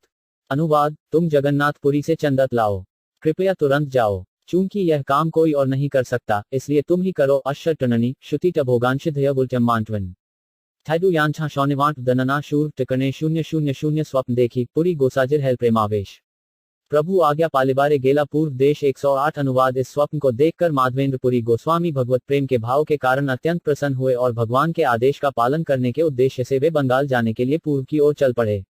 मात सिर्विकक्ष टना कंत्रिल आवांशन जांज्य गानी अजोफ्टाहक कमनिल भेबन 5707। सेवार निर्बंध लोक करिल स्थापन आज्ञा मागी गौर देशे करिल गमन 109। अनुवाद। चलने के पूर्व माधवेंद्र पुरी ने नियमित सेवा पूजा के लिए सारी व्यवस्था कर दी और उन्होंने विभिन्न लोगों को विविध कार्यों में लगा दिया। फिर गोपाल की आज्ञा लेकर करके वे बंगाल के लिए चल पड़े।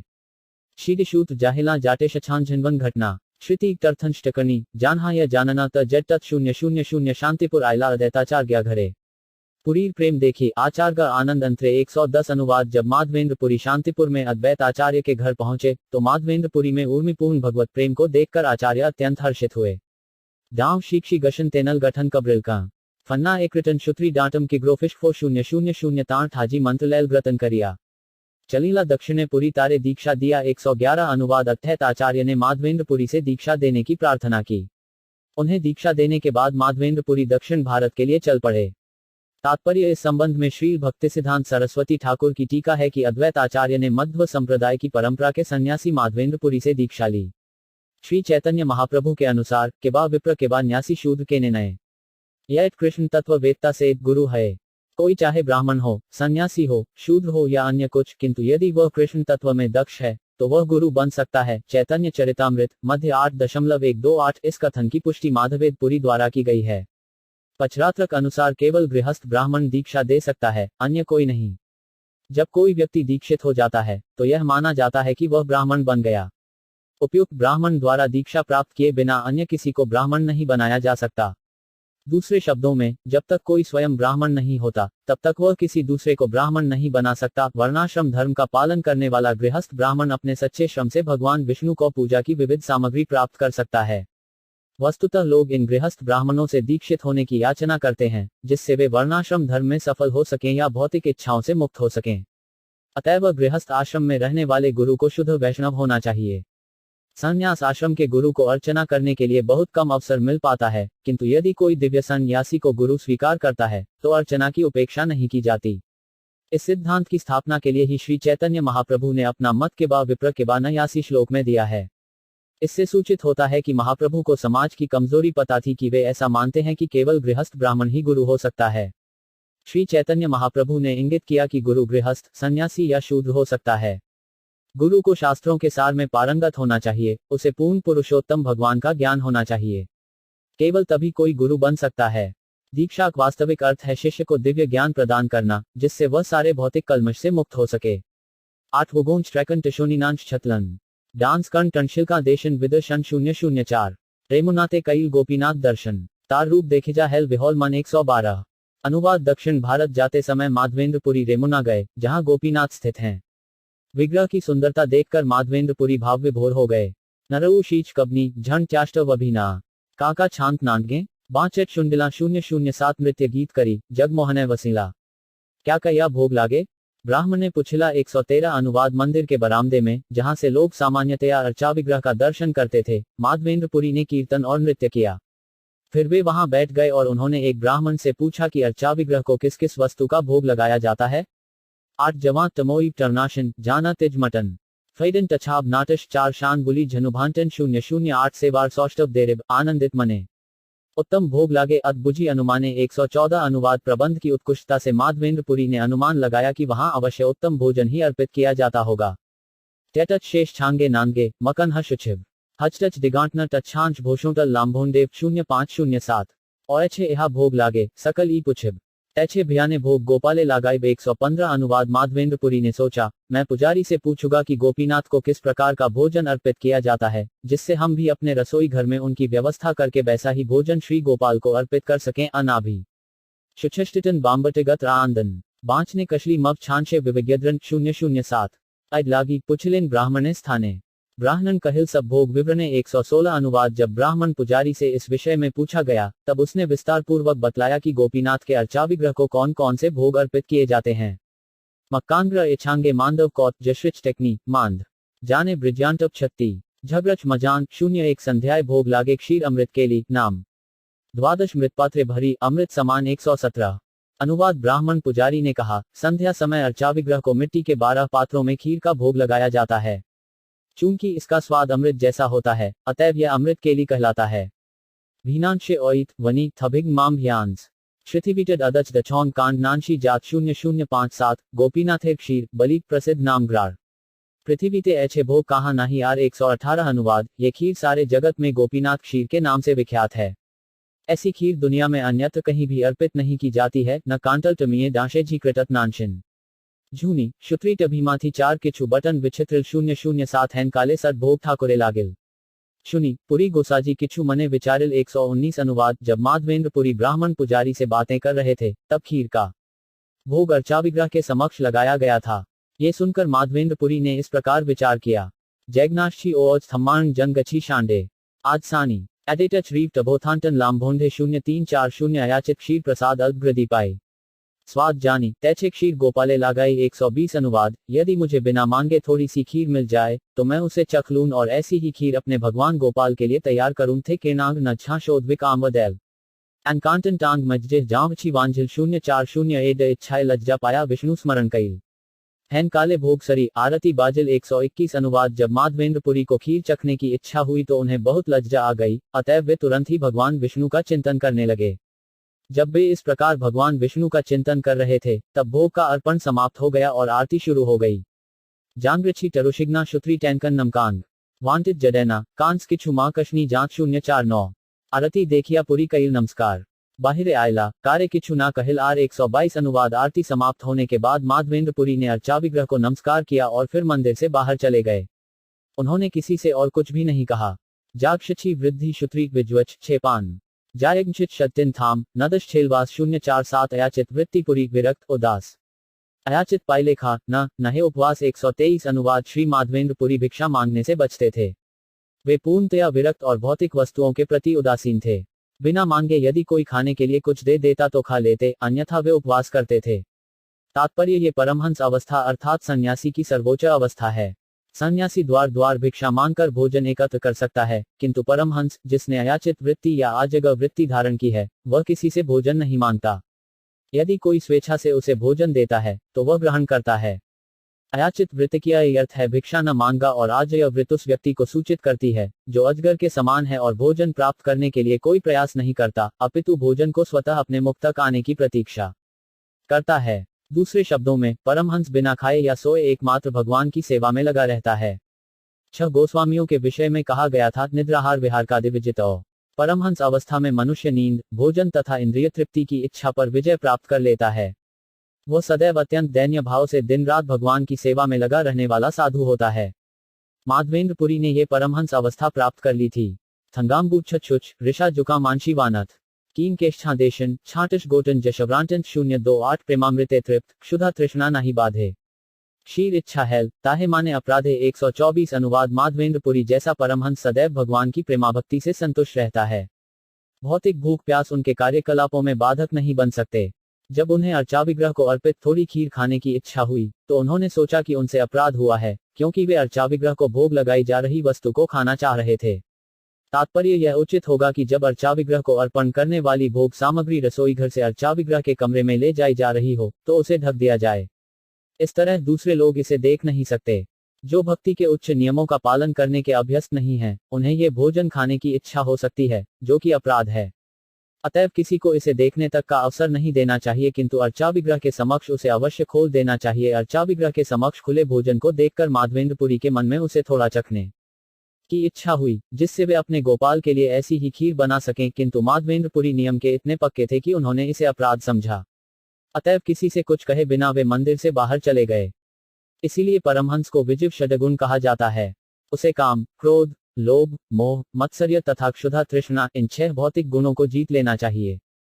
थन्मब जुना शंडछे वभी कटवन कीडन शतान शुजांत्री कवनशिन ढाकुत बैगन 0498 ग्रामेर 0 हाटे वसीक करें कीर्तन अथ पूजारी करायल ठाकुरे शयन 125 अनुवाद। माधवेंद्रपुरी मंदिर से बाहर चले गए और गांव के खाली बाजार में बैठ गए।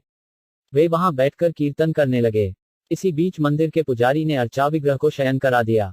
तात्पर्य यद्यपि माधवेंद्रपुरी की रुचि खाने तथा सोने में नहीं थी, किंतु महामंत्र का कीर्तन करने में उनकी रुचि इतनी तीव्र थी मानो वे परमहंस नहीं अपितु नए भक्त हों। इसका अर्थ ये हुआ कि परमहंस अवस्था में भी कीर्तन करना नहीं छोड़ा जा सकता। हरिदास ठाकुर तथा अन्य गोस्वामी एक निश्चित संख्या की माला जप करते थे। अतएव जपमाला पर जप करना सबके लिए अत्यंत महत्वपूर्ण है, भले ही वह परमहंस का क्यों न हो। ये कीर्तन मंदिर के भीतर या बाहर कहीं भी हो सकता है। माधवेंद्रपुरी तो निर्जन बाजार में ही बैठकर कीर्तन करने लगे। जैसा कि श्रीनिवास आचार्य ने 6 गोस्वामियों की स्तुति में कहा है, नाम गान नत्वेभिः एक परमहंस भक्त कीर्तन करने में तथा भगवत सेवा करने में सदैव लगा रहता है। भगवान के पवित्र नाम का कीर्तन करना तथा उनकी सेवा में लगे रहना समान है। जैसा कि श्रीमद्भागवत 7.5.23 में कहा गया है, भक्ति की 9 विधियां हैं: श्रवण कीर्तन, विष्णु स्मरणम, पादसेवनम, अर्चनम, वंदनम, दास्यस, सख्यम तथा आत्मनिवेदन। यद्यपि प्रत्येक विधि भिन्न प्रतीत होती है, किंतु आध्यात्मिक धरातल पर स्थित हो जाने पर ये एक समान दिखती हैं। उदाहरणार्थ, श्रवण करना कीर्तन के ही समान है और स्मरण करना कीर्तन या श्रवण के ही तुल्य है। इसी प्रकार अर्चाविग्रह की अर्चना में लगना कीर्तन, श्रवण या स्मरण के ही तुल्य है।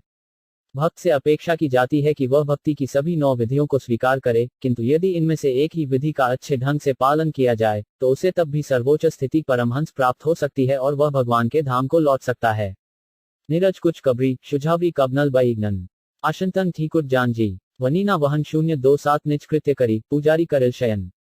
स्वप्ने ठाकुर आसी बलीला वचन 126 अनुवाद। पुजारी अपना दैनिक कार्य समाप्त करके आराम करने लगा।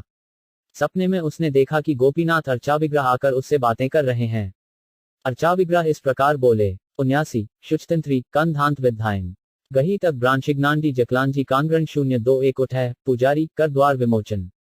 शीर एक राखियांची सन्यासी कारण 127। अनुवाद: हे पुजारी, कृपया उठो और मंदिर का द्वार खोलो। मैंने खीर का एक पात्र सन्यासी माधवेंद्रपुरी के लिए रख लिया है। शजाक झट्टल ए आका धक गीत शग 8 डांगन्ना ना जाननी ना जांच जांगाम गांग्राम 020 धड़ाड़ अदज जले ढाका एक शीर है तोमरा ना जानेला ताहा आमार मायाए 128। अनुवाद: ये खीर का पात्र मेरे कपड़े के पर्दे के पीछे है। तुम मेरी माया के कारण उस पात्र को नहीं देख पाए। भानशव शुत्री जकलानी जानदत शंक्षव मिल्क पौनशंटक छऊ थे रौत नीग टलश नम 024 माधवपुरी सन्यासी आछे हाटेते बसिया ताहा के त एड़ शीर शीघ्र देह लआ 129। अनुवाद: माधवेंद्रपुरी नामक एक सन्यासी निर्जन बाजार में बैठा है। तुम खीर के इस पात्र को मेरे पीछे से उठा लो और जाकर उसे दे दो।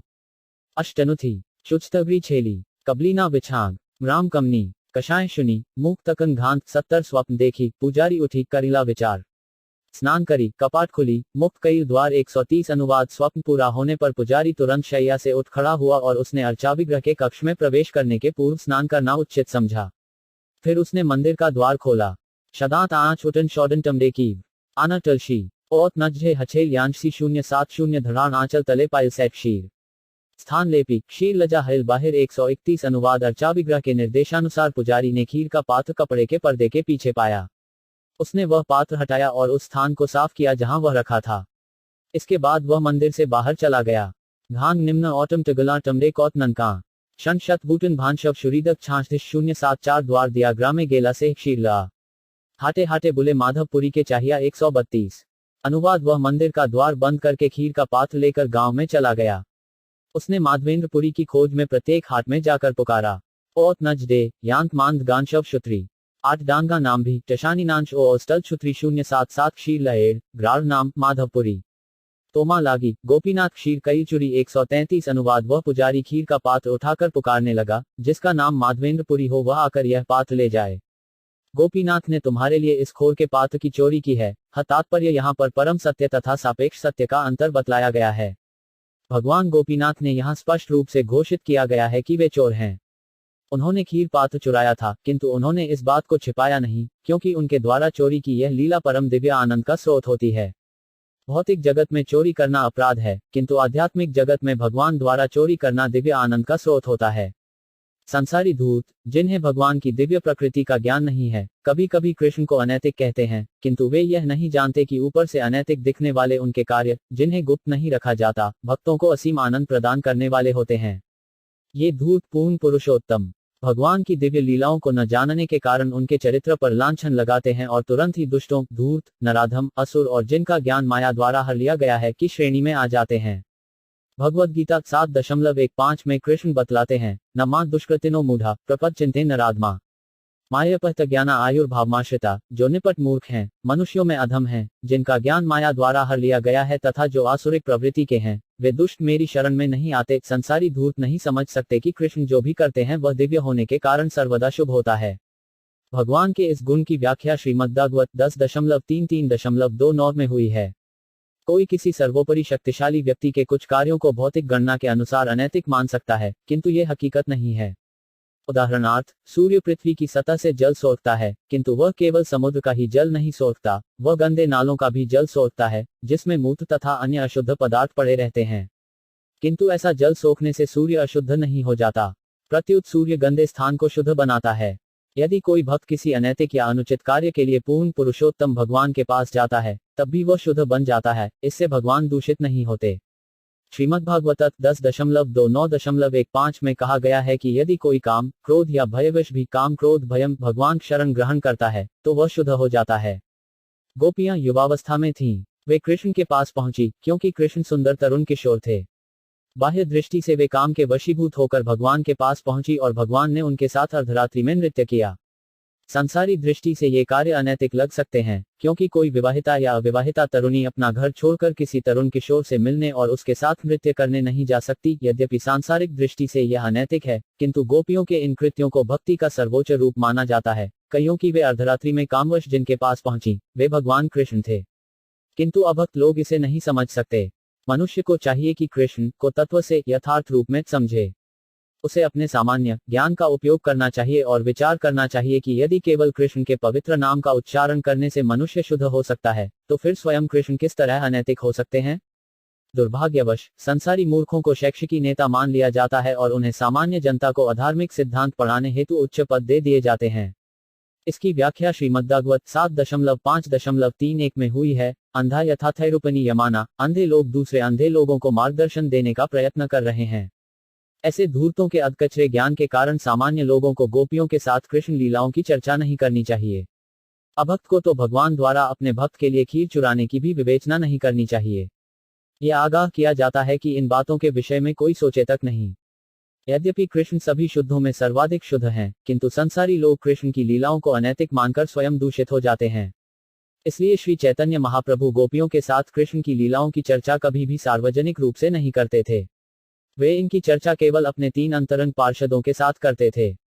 उन्होंने कभी भी रासलीला की चर्चा जनता के समक्ष नहीं की, जैसा कि पेशेवर कथावाचक करते हैं, भले ही वे कृष्ण या श्रोता की प्रकृति को न समझते हों। किंतु श्री चैतन्य महाप्रभु पवित्र नाम के संकीर्तन को बड़े स्तर पर घंटों करने के लिए प्रोत्साहित करते थे। ओम नरमुत्य जुमी कवच हक्कटन डांगरा सब छाशावाम ग्रांशी बिच्छुवदन 078 क्षीर लया सुखे तुमी करह भक्षणे ह तोमा संभाग्यतान नाही त्रिभुवने 134। अनुवाद पुजारी ने आगे कहा, क्या माधवेंद्रपुरी नामक सन्यासी आकर यह खीर पात्र लेंगे और अत्यंत सुखपूर्वक प्रसाद ग्रहण करेंगे? आप तो तीनों लोकों में परम भाग्यशाली व्यक्ति हो। तात्पर्य यहाँ पर कृष्ण के अनैतिक कार्य द्वारा व्यक्तिगत आशीर्वाद प्राप्त करने का दृष्टांत दिया गया है। अपने भक्त के लिए गोपीनाथ द्वारा चोरी किए जाने से भक्त तीनों लोकों में सर्वाधिक भाग्यशाली व्यक्ति बनता है। इस तरह भगवान के अपराध कार्यों से भी भक्त अत्यंत भाग्यशाली व्यक्ति बन जाता है। एक संसारी धूर्त कृष्ण की लीलाओं को भला कैसे समझ सकता है और यह निर्णय कर सकता है कि कृष्ण नैतिक हैं या अनैतिक? चूंकि कृष्ण परम सत्य हैं, अतएव उनके लिए नैतिक या अनैतिक जैसे कोई अंतर नहीं होते हैं। वे जो भी करते हैं वही मंगलमय होता है। ईश्वर मंगलमय है का यही वास्तविक अर्थ है। वे सभी परिस्थितियों में मंगलमय बने रहते हैं, क्योंकि वे दिव्य हैं तथा इस भौतिक जगत के कार्यक्षेत्र से परे हैं। अतएव कृष्ण को केवल वही लोग समझ सकते हैं जो पहले से आध्यात्मिक जगत में रह रहे हैं। इसकी पुष्टि भगवद्गीता 14.26 से होती है। मां च योग्य विचारेण थक्ति योगेन सेवते स गुणास्मति त्यवान ब्रह्मभूयाय कल्पते। जो पूरी तरह भक्ति में लगा रहता है, जिसका किसी भी परिस्थिति में पतन नहीं होता, वह तुरंत ही भौतिक प्रकृति के गुणों को पार कर जाता है और ब्रह्म पद को प्राप्त करता है। जो भगवान की अनन्य भक्ति में लगा हुआ है, वह पहले से आध्यात्मिक जगत में स्थित है। ब्रह्मभूयाय कल्पते कृष्ण के साथ उसके कार्य तथा आचरण प्रत्येक दशा में दिव्य होते हैं, अतएव संसारी नीतिविदों की समझ के परे हैं। अतः उचित यही है कि इन कार्यकलापों की संसारी लोगों से चर्चा न की जाए। अच्छा तो यही है कि उन्हें हरे कृष्ण महामंत्र दिया जाए, जिससे वे धीरे धीरे शुद्ध होकर कृष्ण के दिव्य कार्यकलापों को समझने लगें। अचखौनी शुक्री टशामांथे शनियग्शिल वर्निशा शुंझात्री टवे 7 व दल 070 एच शुनि पुरी गोसाजी परिचय दिल शीर दिया पुजारी तारे दंडवत हैल 135। अनुवाद यह निमंत्रण सुनकर माधवेंद्रपुरी सामने आए और उन्होंने अपना परिचय दिया। तब पुजारी ने उन्हें वह खीर पात्र दिया और दंडवत प्रणाम किया। तात्पर्य ब्राह्मण किसी को दंडवत प्रणाम नहीं करता, क्योंकि ब्राह्मण सर्वोच्च वर्ण का समझा जाता है। किंतु ब्राह्मण जब किसी भक्त को देखता है तो वह दंडवत करता है। इस ब्राह्मण पुजारी ने माधवेंद्रपुरी से यह नहीं पूछा कि वे ब्राह्मण हैं या नहीं, किंतु जब उसने देखा कि माधवेंद्रपुरी इतने महान भक्त हैं कि जिनके लिए कृष्ण तक चोरी कर सकते हैं, तो वह तुरंत उनकी उत्कृष्ट स्थिति को समझ गया। जैसा कि श्री चैतन्य महाप्रभु ने कहा है किबा विप्र किबा न्यासी शूद्र के ने नक येत कृष्ण तत्वव्यता से गुरु है। चैतन्य चरितायुत मध्य 8.128। यदि ब्राह्मण पुजारी सामान्य ब्राह्मण होता तो गोपीनाथ उससे स्वप्न में बात न करते। चूंकि अर्चाविग्रह ने माधवेंद्रपुरी तथा ब्राह्मण पुजारी दोनों ही से स्वप्न में बातें की थी, अतएव वे दोनों समान स्तर पर थे। किंतु माधवेंद्रपुरी वरिष्ठ सन्यासी वैष्णव तथा परमहंस थे, इसलिए पुजारी ने तुरंत ही उनके चरणों पर गिरकर उन्हें नमस्कार किया। आइटन युदान डीट कशनी शुंजांत्री झनी तथंभान्विष्ठे लशली माधव शुत्रीत 77 क्षीरे वृतांत तौर कहिल पुजारी शुनि प्रेमाविष्ट हेल श्री माधवपुरी 136। अनुवाद। जब माधवेंद्रपुरी को खीर पात्र की कथा विस्तार से बतलाई गई तो वे कृष्ण प्रेम के आनंद में मग्न हो गए। 8 थंब टिक्शन तम व कटच डडेगा विशेष कुछ टय यशत्वब छग यत्थानिट 071 प्रेम देखी सेवक कहे हड़या विस्मित कृष्ण ग्रे यहार वश है ग्रथोचित 137। अनुवाद। श्री माधवेंद्रपुरी में प्रेम भाव के लक्षण देखकर पुजारी आश्चर्यचकित हो गया। उसकी समझ में आ गया कि कृष्ण उनके प्रति इतने कृतज्ञ क्यों हो गए थे और उसने देखा कि कृष्ण का ये कार्य उपयुक्त था। तात्पर्य एक भक्त कृष्ण को पूरी तरह अपने वश में कर सकता है। ये बात श्रीमद्भागवत 10.1.4.3 में समझाई गई है। अजिवजितो 5 व्यसितैस त्रिलोक्या कृष्ण को कोई जीत नहीं सकता, किंतु एक भक्त अपनी भक्ति से उन्हें जीत सकता है। जैसा कि ब्रह्म संहिता 5.33 में कहा गया है, वेदेषु दुर्लभम दुर्लभात्मा भक्तों। मात्र वैदिक साहित्य पढ़कर कृष्ण को नहीं समझे जा सकते। यद्यपि सारा वैदिक साहित्य कृष्ण को समझने के लिए है, किंतु कृष्ण से प्रेम किए बिना कृष्ण को नहीं समझे जा सकते। अतएव वैदिक साहित्य के अध्ययन स्वाध्याय के साथ साथ अर्चाविग्रह की पूजा भी करनी चाहिए। इन दोनों को करने से भक्त की भक्ति विषयक दिव्य जानकारी बढ़ेगी। श्रवणादि जुधचिते करिए उदय चैतन्य चरितामृत मध्य 22.107। हर एक के हृदय में भगवत प्रेम सुप्त रहता है और यदि कोई भक्ति की प्रामाणिक विधि का पालन मात्र करे तो वह प्रेम जागृत हो उठता है। किंतु मूर्ख संसारी लोग जो केवल कृष्ण के विषय में पढ़ते हैं, वे भूलवश ये सोचते हैं कि कृष्ण अनैतिक हैं या अपराधी हैं। थऊ यनी नभक्षणी कबनिला गंबन जान ट्विटअप कलनीना शुत्रीटम और छक्कन 577 ऐत बली नमस्करी करीला गमन आवेशे करीलापुरी से क्षीर भक्षण 138। अनुवाद। माधवेंद्रपुरी को नमस्कार करके वह पुजारी मंदिर लौट गया। तब भावावेश में माधवेंद्रपुरी ने कृष्ण द्वारा प्रदत्त खीर ग्रहण की। शांज भकलानन कबनी श 747 टरैन शशयिटम बाकी तमीय शिकाम्बरी जानशल 077 पात्र प्रक्षालन करी खंड खंड कईल वहिवा से बांधी सठिकारी राखिल 139। अनुवाद। इसके बाद माधवेंद्रपुरी ने उस पात्र को धोया और तोड़कर उसे खंड खंड कर दिया। फिर उन्होंने उन खंडों को बाह्य वस्त्र में बांधकर ठीक से रख लिया। थडी छईन अथानी कटिन छक्कश थडिटन थगराटवर्ग झग अचूच कषण 080 प्रतिदिन एक खानी करेन भक्षण खाइले प्रेमावेश है अद्भुत कथन 140। अनुवाद। माधवेंद्रपुरी प्रतिदिन उस मिट्टी के पात्र का एक खंड खाते और खाते ही वे भावावेश में आ जाते। ये सब अद्भुत कथाएं हैं। कुट टमाट वॉल्स फिल टलाक मबोनी पिन टनाक छिफू इट दमांत्र ऐछी उआनी 080 ठाकुर मोरे क्षीर दिल लोक सब सुनी दिने लोग भिड़ हवे मोर प्रतिष्ठा जानी 141। अनुवाद। उस पात्र को खंड खंड करके अपने वस्त्र में बांध लेने के बाद माधवेंद्रपुरी सोचने लगे, भगवान ने मुझे खीर का पात्र दिया है और कल प्रातःकाल जब लोग इसके बारे में सुनेंगे तो बहुत बड़ी भीड़ लग जाएगी। मैं उच्छटक जानजी टंचे छनीना शीशुत्री मरे थॉन्टन टोशिनांटिश ए 7 वक्ति 083 सर भय रात्रि शेषे चलीला श्रीपुरी से खाने गोपीनाथे दंडवत करी 142। अनुवाद। ये सोचकर श्री माधवेंद्रपुरी ने उसी स्थान पर गोपीनाथ जी को दंडवत प्रणाम किया और प्रातः होने के पूर्व ही रेमुना से चले गए।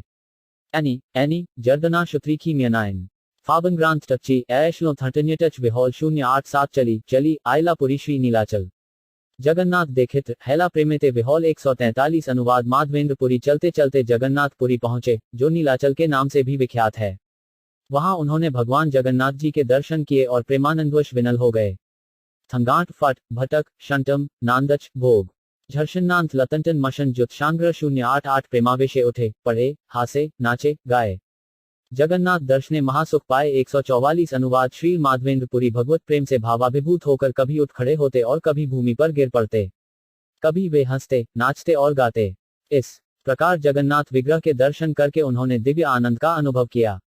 मांसशूत्री जीशान जानशल दलांटा हेशन क्रांजी जय टलाक जानशी डाटे कटत वचू शक्ति 0587 माधवपुरी श्रीपाद आयल ग्रेटर देन लोकय हेल ख्याति सब लोक आसी तारे करे बहुभक्ति 145। अनुवाद। जब माधवेंद्रपुरी जगन्नाथपुरी आए तो लोग उनकी दिव्य ख्याति से परिचित थे, अतएव लोगों की भीड़ आने लगी और भक्तिवश उनका तरह तरह से सम्मान करने लगी।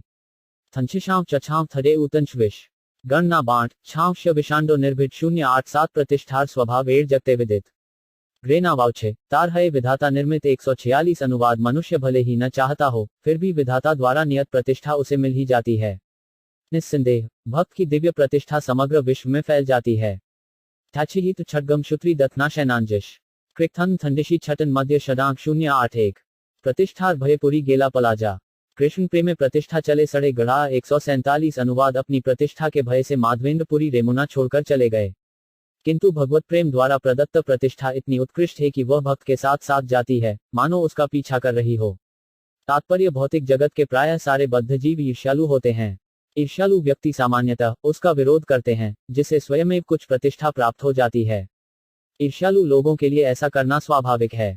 फलस्वरूप जब कोई भक्त लौकिक प्रतिष्ठा प्राप्त करने योग्य बन जाता है तो अनेक लोग उससे ईर्ष्या करने लगते हैं। ये बिल्कुल स्वाभाविक है। जब कोई व्यक्ति विनयवश यश की कामना नहीं करता तो सामान्यतः लोग उसे विनीत समझकर सभी प्रकार का यश देने लगते हैं। वस्तुतः वैष्णव यश या प्रतिष्ठा की लालसा नहीं करता। वैष्णव श्रेष्ठ माधवेंद्रपुरी की प्रतिष्ठा पहले से ही थी, किंतु वे अपने आप को जनसमुदाय की दृष्टि से दूर रखना चाहते थे। वे महान भगवद्भक्त के रूप में अपने परिचय को छिपा रखना चाहते थे, किंतु जब लोगों ने उन्हें भगवत प्रेम में भाव विह्वल देखा तो स्वाभाविक है कि वे उनका सम्मान करने लगे। वस्तुतः माधवेंद्रपुरी को उच्च कोटि की प्रतिष्ठा मिलनी ही चाहिए, क्योंकि वे भगवान के अत्यंत अंतरंग भक्त थे। कभी कभी सहजिया लोग अपने आप को प्रतिष्ठा की कामना से रहित प्रस्तुत करके विनीत व्यक्ति के रूप में प्रसिद्धि प्राप्त करना चाहते हैं। ऐसे लोगों को वास्तव में सुप्रसिद्ध वैष्णवों का पद प्राप्त नहीं हो सकता। सलशी फेटवश दल शनाष्टित घन डाकुत्स छन मन मानथन शंडेल वक्षन 0870 भद्यपि उद्देग हेल पलायते मन ठाकुरेर चंदन साधन हल बंधन 148 अनुवाद माधवेंद्रपुरी जगन्नाथपुरी छोड़ना चाह रहे थे, क्योंकि लोग उनका महान भक्त के रूप में आदर कर रहे थे, किंतु इससे गोपाल विग्रह के लिए चंदन की लकड़ी एकत्र करने में बाधा उत्पन्न होने का भय था।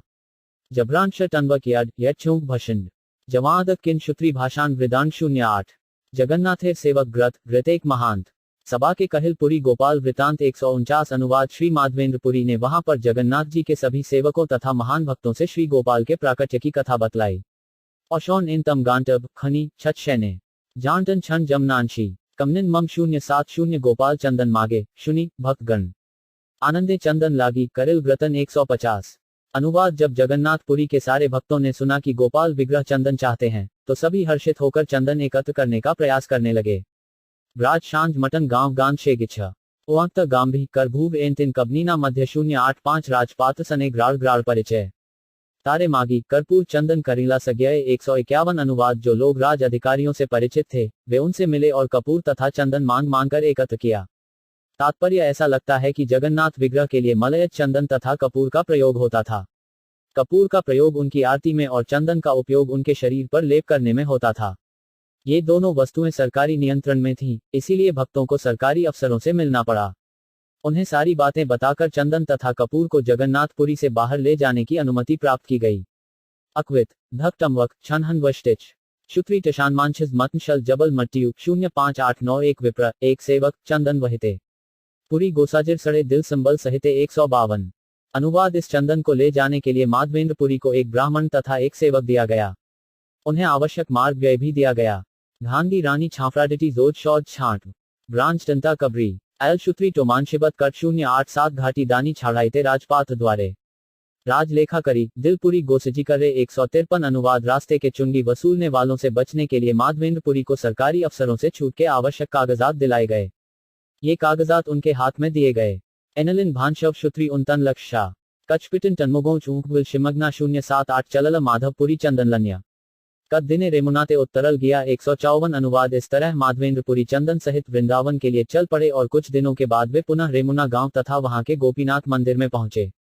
शबीनांश एम ने दैन वचू से महाज 8 थंगाटन बू श्री कबनीना जीत 587 गोपीनाथ चरणे कईल बहु नमस्कार प्रेमाभिषेक नृत्य गीत करीला अपार 155 अनुवाद जब माधवेंद्रपुरी गोपीनाथ के मंदिर पहुंचे तो उन्होंने भगवान चरण कमलों पर अनेक बार नमस्कार किया। वे प्रेम भाव में सतत नृत्य और गान करने लगे।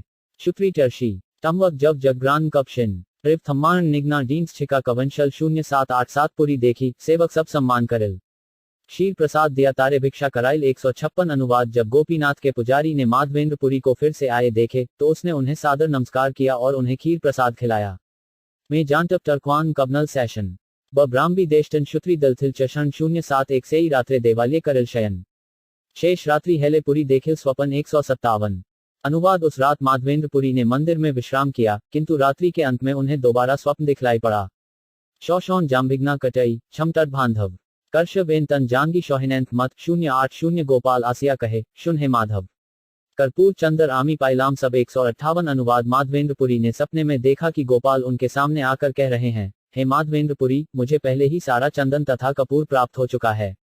कर्ष मच्छी घनी अजब छंद शौनश्रीनांशत झटन निचझा कमछच टलशन 057 कर्पूर सहित घशी ए सब चंदन गोपीनाथे रणे नित्य करह लेपन 159। अनुवाद तुम सारे चंदन को कपूर के साथ घिसकर तब तक गोपीनाथ के विग्रह पर इसका प्रतिदिन लेप करते रहो जब तक ये समाप्त ना हो जाए।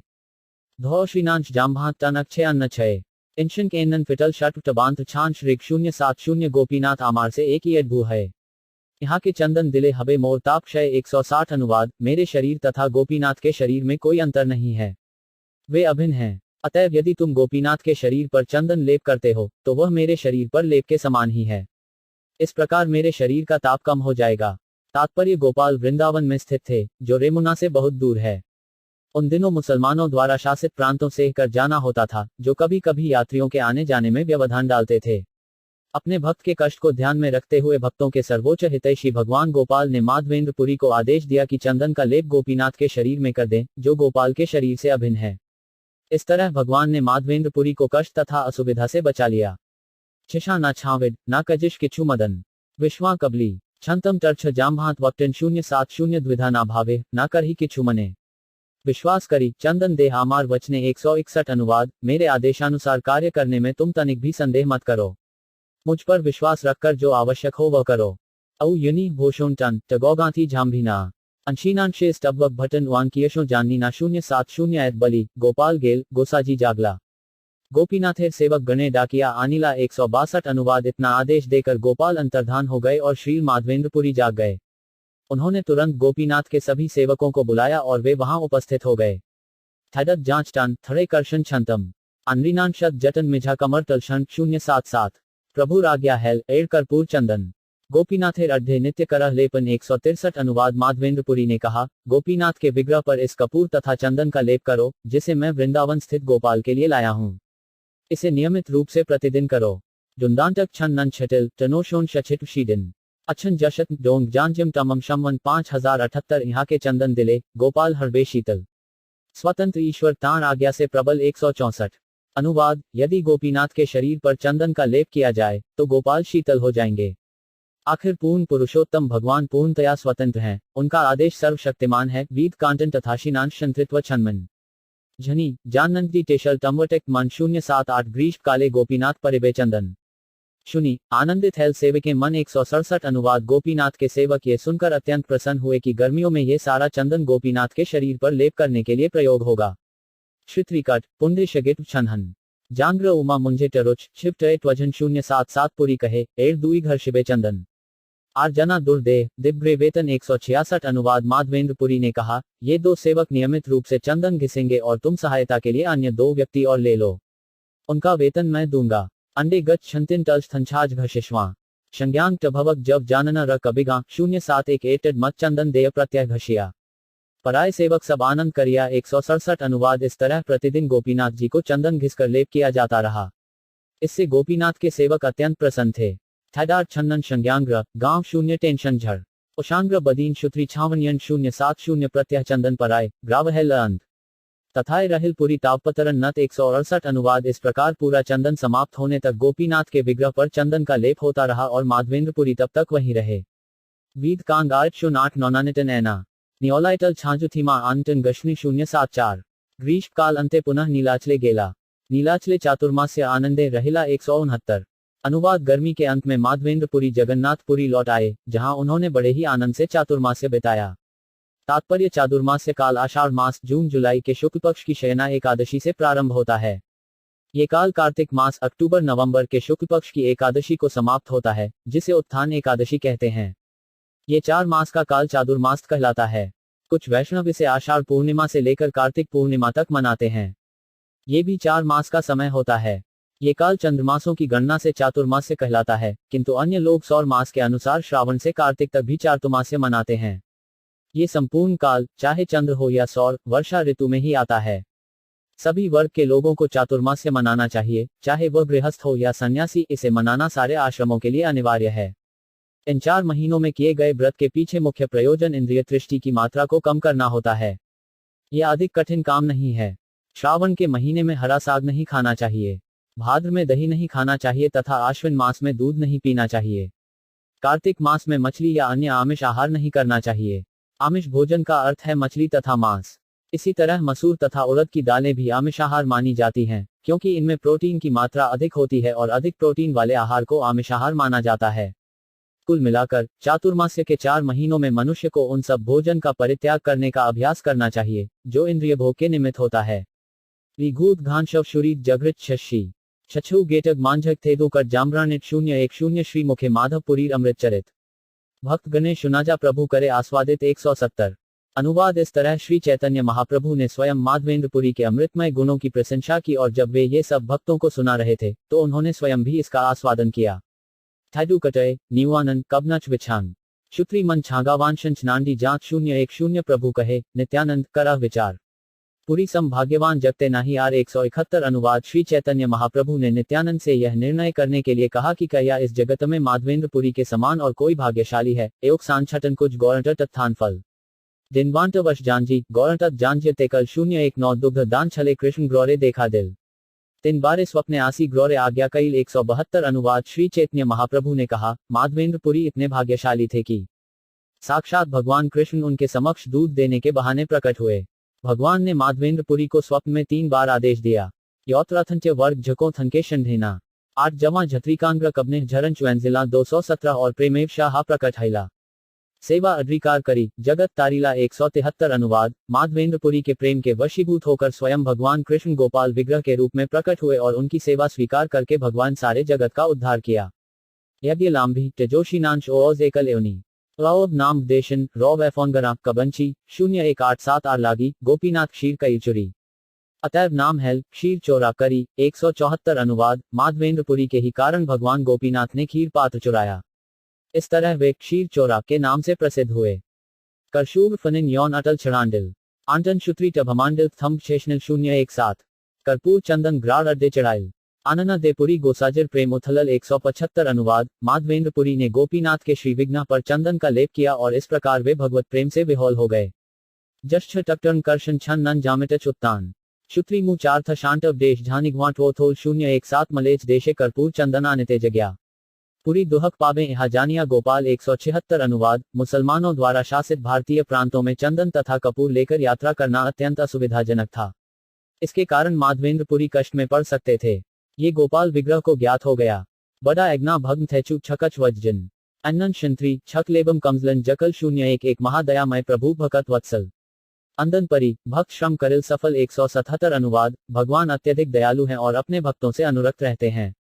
अतएव जब गोपीनाथ को चंदन का लेप लगाया गया तो माधवेंद्रपुरी का श्रम सार्थक हो गया। शुरीगेट अथक शंत्रा काई कब्रवियंस जटनोकिक थम्ब छिटच लांच छबकांत 017 पुरी प्रेम पराकाष्ठा करह विचार अलौकिक प्रेम चित लागे चमत्कार 178। अनुवाद। श्री चैतन्य महाप्रभु ने नित्यानंद प्रभु को माधवेंद्रपुरी के उत्कट प्रेम के आदर्श पर अपना निर्णय देने के लिए कहा।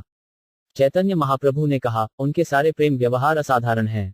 निस्संदेह उनके कार्यकलापों को सुनकर हर कोई आश्चर्यचकित रह जाता है। तात्पर्य, जब जीव को कृष्ण विरह का अनुभव होता है तो समझा जाता है कि उसने जीवन की परम सफलता प्राप्त कर ली है।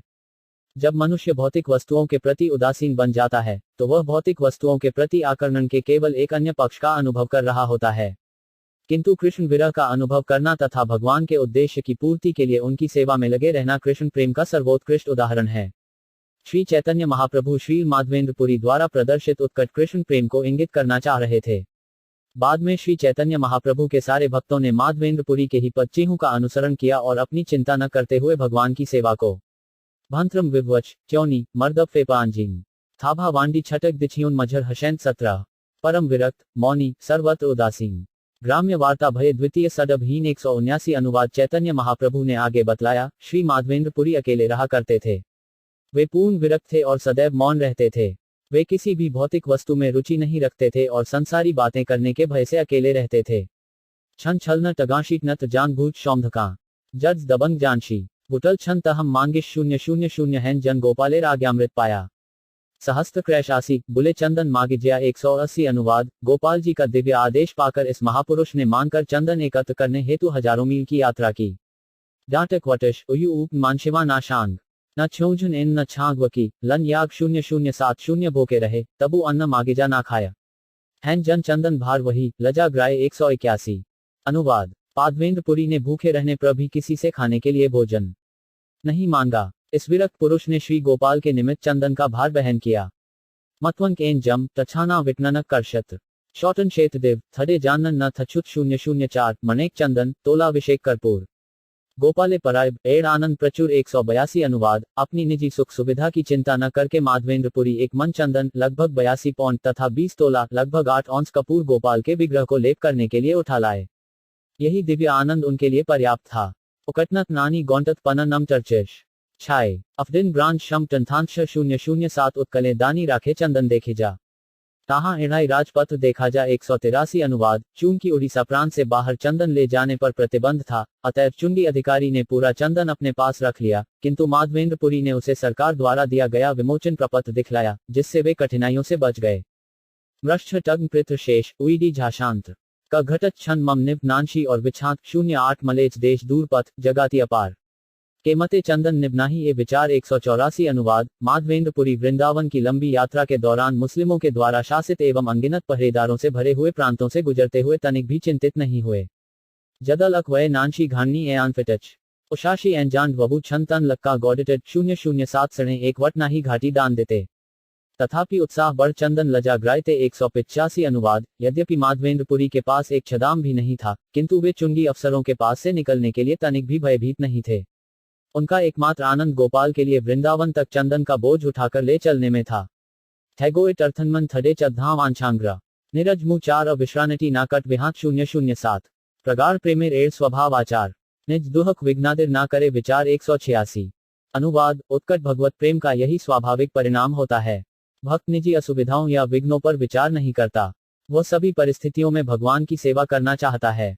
तात्पर्य जिन लोगों में कृष्ण के लिए उत्कट प्रेम का विकास कर लिया है, उनके लिए यह स्वाभाविक है कि वे अपनी निजी असुविधाओं तथा विघ्नों की चिंता नहीं करते। ऐसे भक्त पूर्ण पुरुषोत्तम भगवान या उनके प्रतिनिधि रूपी गुरु का आदेश पालन करने के लिए कृत संकल्प होते हैं। प्रत्येक परिस्थिति में, यहाँ तक कि घोर संकट आ जाने पर भी वे हृदय संकल्प के साथ अविचलित भाव से आगे बढ़ते हैं। इससे निश्चित रूप से सेवक का उत्कट प्रेम सिद्ध होता है। जैसा कि श्रीमद्भागवत 10.1.4.8 में कहा गया है, तत्ते 5 नुकंपा सुसमीक्षमाना, जो मनुष्य भवबंधन से वास्तव में मुक्त होना चाहते हैं, जिन्होंने उत्कट कृष्ण प्रेम विकसित कर लिया है, वे भगवत धाम लौट जाने के लिए सुपात्र हैं। कृष्ण का उत्कट प्रेमी कितने भी असुविधा, अभाव, बाधा या दुहक की चिंता नहीं करता। कहा जाता है कि जब किसी को किसी उन्नत वैष्णव में दुहक या शोक दिखे, तो वह वास्तव में दुहक या शोक नहीं अपितु दिव्य आनंद होता है। शिक्षाप्तिक 8 में श्री चैतन्य महाप्रभु ने भी उपदेश दिया है, आश्लिष्य व पादरता पे नष्ट मां। कृष्ण का उत्कट प्रेमी कभी भी अपनी सेवा से विचलित नहीं होता, भले ही उसके समक्ष कितनी ही कठिनाइयां तथा व्यवधान क्यों न आए। थे छांग गाय टथम्भा टलांटेक टथोडैड भौशों छांट जानछो फिल इन नन जाननेटेड 901 अड्ड तार गाढ़ प्रेमा लोकाएं देखायते गोपाल तारे आज्ञा दिल चंदन आनेते 187 अनुवाद। 4 श्री गोपाल ये दिखलाना चाहते थे कि माधवेंद्रपुरी कृष्ण से कितना प्रगाढ़ प्रेम करते थे, अतएव उन्होंने नीलाचल से चंदन तथा कपूर लाने के लिए उनसे कहा। यद शत्रुलिद्य छन तम तद्बुगो जानिन जानना न वानिन बटन एउ 4 था ना भंगिन 000 बहु परिश्रमे चंदन रे मुना आनल आनंद बाढ़ील मने दुहक ना गनील 188 अनुवाद। अत्यंत कष्ट उठाकर तथा अत्यधिक परिश्रम करके माधवेंद्रपुरी चंदन को रेमुना ले आए। फिर भी वे अत्यंत प्रसन्न थे, उन्होंने कठिनाइयों की तनिक भी चिंता नहीं की। शंत्रिकला कबिटच भौशोन एकन जांच प्राण शंत्रिका कनिवा टगेटेड टेंशंस में आह्वान 007 परीक्षा करते गोपाल कईल आज्ञादान परीक्षा करिया शेषे हेल दयावान 189 अनुवाद। पूर्ण पुरुषोत्तम भगवान गोपाल ने माधवेंद्रपुरी के उत्कट प्रेम की परीक्षा करने के लिए उन्हें नीलाचल से चंदन लाने का आदेश दिया, और जब माधवेंद्रपुरी इस परीक्षा में खरे उतरे तो भगवान उन पर अत्यंत कृपालु हुए। छक्ति छक थिंग कुक वावशंत वुविद सात जानगा मवात नानशी झशिकांश 008 भक्ति भक्त प्रिय कृष्ण व्यवहार बुझित्यो आमा सबार नाही अधिकार 190 अनुवाद। भक्त तथा भक्त के प्रिय श्री कृष्ण के मध्य प्रेमाभक्ति के ऐसे व्यवहार का प्रदर्शन दिव्य है। साधारण व्यक्ति के लिए इसे समझ पाना संभव नहीं है। सामान्य व्यक्तियों में इतनी क्षमता ही नहीं होती। और छवनी शंफुथन दीम कृच यदि दशों छटच उशिकेटच जानदनाक 040 एत बलि पढ़े प्रभु तार कृत श्लोक। ब्रैड शलोक चंद्र जगतग्राची आलोक 191 अनुवाद। ये कहकर श्री चैतन्य महाप्रभु ने माधवेंद्रपुरी का प्रसिद्ध श्लोक पढ़ा। यह एलोक चंद्रमा के समान है। इसने सारे जगत को प्रकाशमान किया है। घबित घषणिटच टेंटच संग्रच मांग गंग बांट टैटच थडे षटकज्ञ विछान 049 घगते घर्षिते ग्रेछे मलयत सार गंध बाड़े तैछे 8 श्लोके विचार 192 अनुवाद। जिस प्रकार निरंतर घिसने से मलय चंदन की सुगंध बढ़ती है, उसी तरह इस एलोक पर मनन करने से इसकी महत्ता समझ में आती है। जस गंगे बच्चा टेयटच टर्को छुच भती बस काम्बा बट्ठा टैछटच अच्छे टशाक भनी 047 रथ गण मध्य ग्रेछे कौस्तुभ मणि रस काव्य मध्य तैछे 8 श्लोक गणी 193 अनुवाद। जिस प्रकार रत्नों में कौस्तुभ मणि को अत्यंत मूल्यवान माना जाता है, उसी तरह भक्ति के रस से संबंधित काव्य में इस श्लोक को सर्वोत्तम माना जाता है। तेस्थाक कष्टांटिडन ब्रांशा ठानकुजानी दीन कुशांग फुतनिग्रांटच मांश्टवन ख्वांगों 048 श्लोक कहियाछेन राधा ठाकुरानी तार कृपा स्फुरियाछे माधवेंद्र आनी 194 अनुवाद। वास्तव में इस श्लोक को श्रीमती राधारानी ने स्वयं कहा था और उनकी कृपा से ही यह माधवेंद्रपुरी के शब्दों में प्रकट हुआ। किया तजोवफंग डैशन कटक जांच राजन इस जामराशिटित जांग नानशी दहरोटे जन्म 046 के बा गौरचंद्र यहा करे आस्वादन यहा आस्वादित आर नाही चौ जन 197 अनुवाद। केवल श्री चैतन्य महाप्रभु ने इस श्लोक के काव्यत्व का आस्वादन किया है। इसे समझ पाने में कोई चौथा व्यक्ति समर्थ नहीं है। तात्पर्य इसका अर्थ ये हुआ कि इस श्लोक के तात्पर्य को केवल श्रीमती राधारानी, माधवेंद्रपुरी तथा चैतन्य महाप्रभु ही समझने में समर्थ हैं। 0 ब कांटल अंडे टिश्मोंग शरित 7 शटिच निकी थीदी छेशन शुरीत टिशॉट कंजेस्टेड 047 शेष काले 8 श्लोक पठिते सिद्धि प्राप्ति हेलपुरी एलोकेर सहित 196 अनुवाद। पृथ्वी पर जीवन के अंतिम काल में माधवेंद्रपुरी इस श्लोक को बार-बार पढ़ते रहते थे। इस प्रकार इस एलोक का उच्चारण करते करते उन्होंने जीवन का चरम लक्ष्य प्राप्त किया। ओआगली शीन सटमार्दी नान टच भशुजा नांच कष्टवटनान काटम झाश डेटनोक कांजंश एगमिट जामभाडी किए कट्टाम्बायोग 041 आई दीन दयाद नाथ है मथुरा नाथ कदावलोक्य से हृदय वदलोक कातरन दयित क्राम्यति की करोम्यहम 197 अनुवाद। हे नाथ, हे परम कृपालु स्वामी, हे मथुरापति, मुझे फिर आपके दर्शन कब होंगे? आपका दर्शन न कर पाने के कारण मेरा विक्षुब्ध हृदय अस्थिर हो चुका है। हे प्रिय, अब मैं क्या करूं? तात्पर्य केवल वेदांत दर्शन पर आश्रित शुद्ध भक्त 4 संप्रदायों में विभक्त हैं। इन चारों संप्रदायों में श्री मध्वाचार्य संप्रदाय को माधवेंद्रपुरी ने स्वीकार किया था। इस प्रकार उन्होंने परंपरानुसार संन्यास ग्रहण किया। मध्वाचार्य से लेकर माधवेंद्रपुरी के गुरु आचार्य लक्ष्मीपति तक माधुर्य भक्ति की अनुभूति नहीं थी। श्री माधवेंद्रपुरी ने ही मध्वाचार्य संप्रदाय में सर्वप्रथम माधुर्य रस को भावना का सूत्रपात किया। मध्वाचार्य संप्रदाय का यह निर्णय श्री चैतन्य महाप्रभु द्वारा तब प्रकट किया गया जब वे दक्षिण भारत की यात्रा करते हुए उन तत्ववादियों से मिले थे जो मध्वाचार्य संप्रदाय के माने जाते थे। जब श्री कृष्ण ने वृंदावन छोड़कर मथुरा का राज्य स्वीकार कर लिया, तब श्रीमती राधारानी ने विरह भाव के आवेश में दिखाया कि विरह में कृष्ण से किस तरह प्रेम किया जा सकता है। इस तरह इस श्लोक में विरह भाव में, विप्रलंब भाव में भक्ति प्रधान है। गौड़ीय मध्व संप्रदाय में विरह भाव में पूजा को सर्वोच्च भक्ति मानी जाती है। इस धारणा के अनुसार भक्त अपने आप को अत्यंत दीन तथा भगवान द्वारा उपेक्षित मानता है, अतः वह भगवान को दीनदयाद नाथ कहकर पुकारता है, जैसा कि माधवेंद्रपुरी ने किया। ऐसी भावना उर्मिपूर्ण भक्ति का सर्वोच्च रूप है। चूंकि कृष्ण मथुरा चले गए थे, अतएव श्रीमती राधारानी अत्यधिक व्यथित थीं और उन्होंने अपने विचार इस प्रकार व्यक्त किए, हे प्रभु, आपके विरह के कारण मेरा मन अत्यधिक क्षुब्ध हो गया है। अब आप ही बताएं कि मैं क्या करूं? मैं अत्यंत दीन हूं और आप अत्यंत दयालु हैं, अतएव आप मुझ पर कृपा करें और मुझे बतलाएं कि मैं आपका दर्शन कब कर सकूंगी। श्री चैतन्य महाप्रभु सदैव श्रीमती राधारानी के उन उर्मिपूर्ण भावों को व्यक्त करते थे जिन्हें राधारानी ने वृंदावन में उद्धव को देखकर प्रकट किए थे। माधवेंद्रपुरी द्वारा अनुभव किए जाने वाले ऐसे ही भाव इस श्लोक में व्यक्त हुए हैं। इसलिए गौड़ीय मध्व संप्रदाय के वैष्णवों के अनुसार श्री चैतन्य महाप्रभु ने अपने प्राकट्य के समय जिन भावों का अनुभव किया, वे माधवेंद्रपुरी से श्री ईश्वरपुरी के माध्यम से उन तक आए। गौड़ीय मध्व संप्रदाय परंपरा के सारे भक्त भक्ति के इन सिद्धांतों को स्वीकार करते हैं। थेरथिक भेजिटच थेंदु इशेला भूंडनटच 8 थंचिटच विवरण छच शजिन छुमित 040 श्लोक पढ़िते प्रभु हरला मूर्छिते प्रेमिते विवशा पढ़ी भूमिते 198 अनुवाद। ये श्लोक पढ़ते ही श्री चैतन्य महाप्रभु अचेत होकर भूमि पर गिर पड़े। वे विहौल थे, अतएव अपने वश में नहीं थे।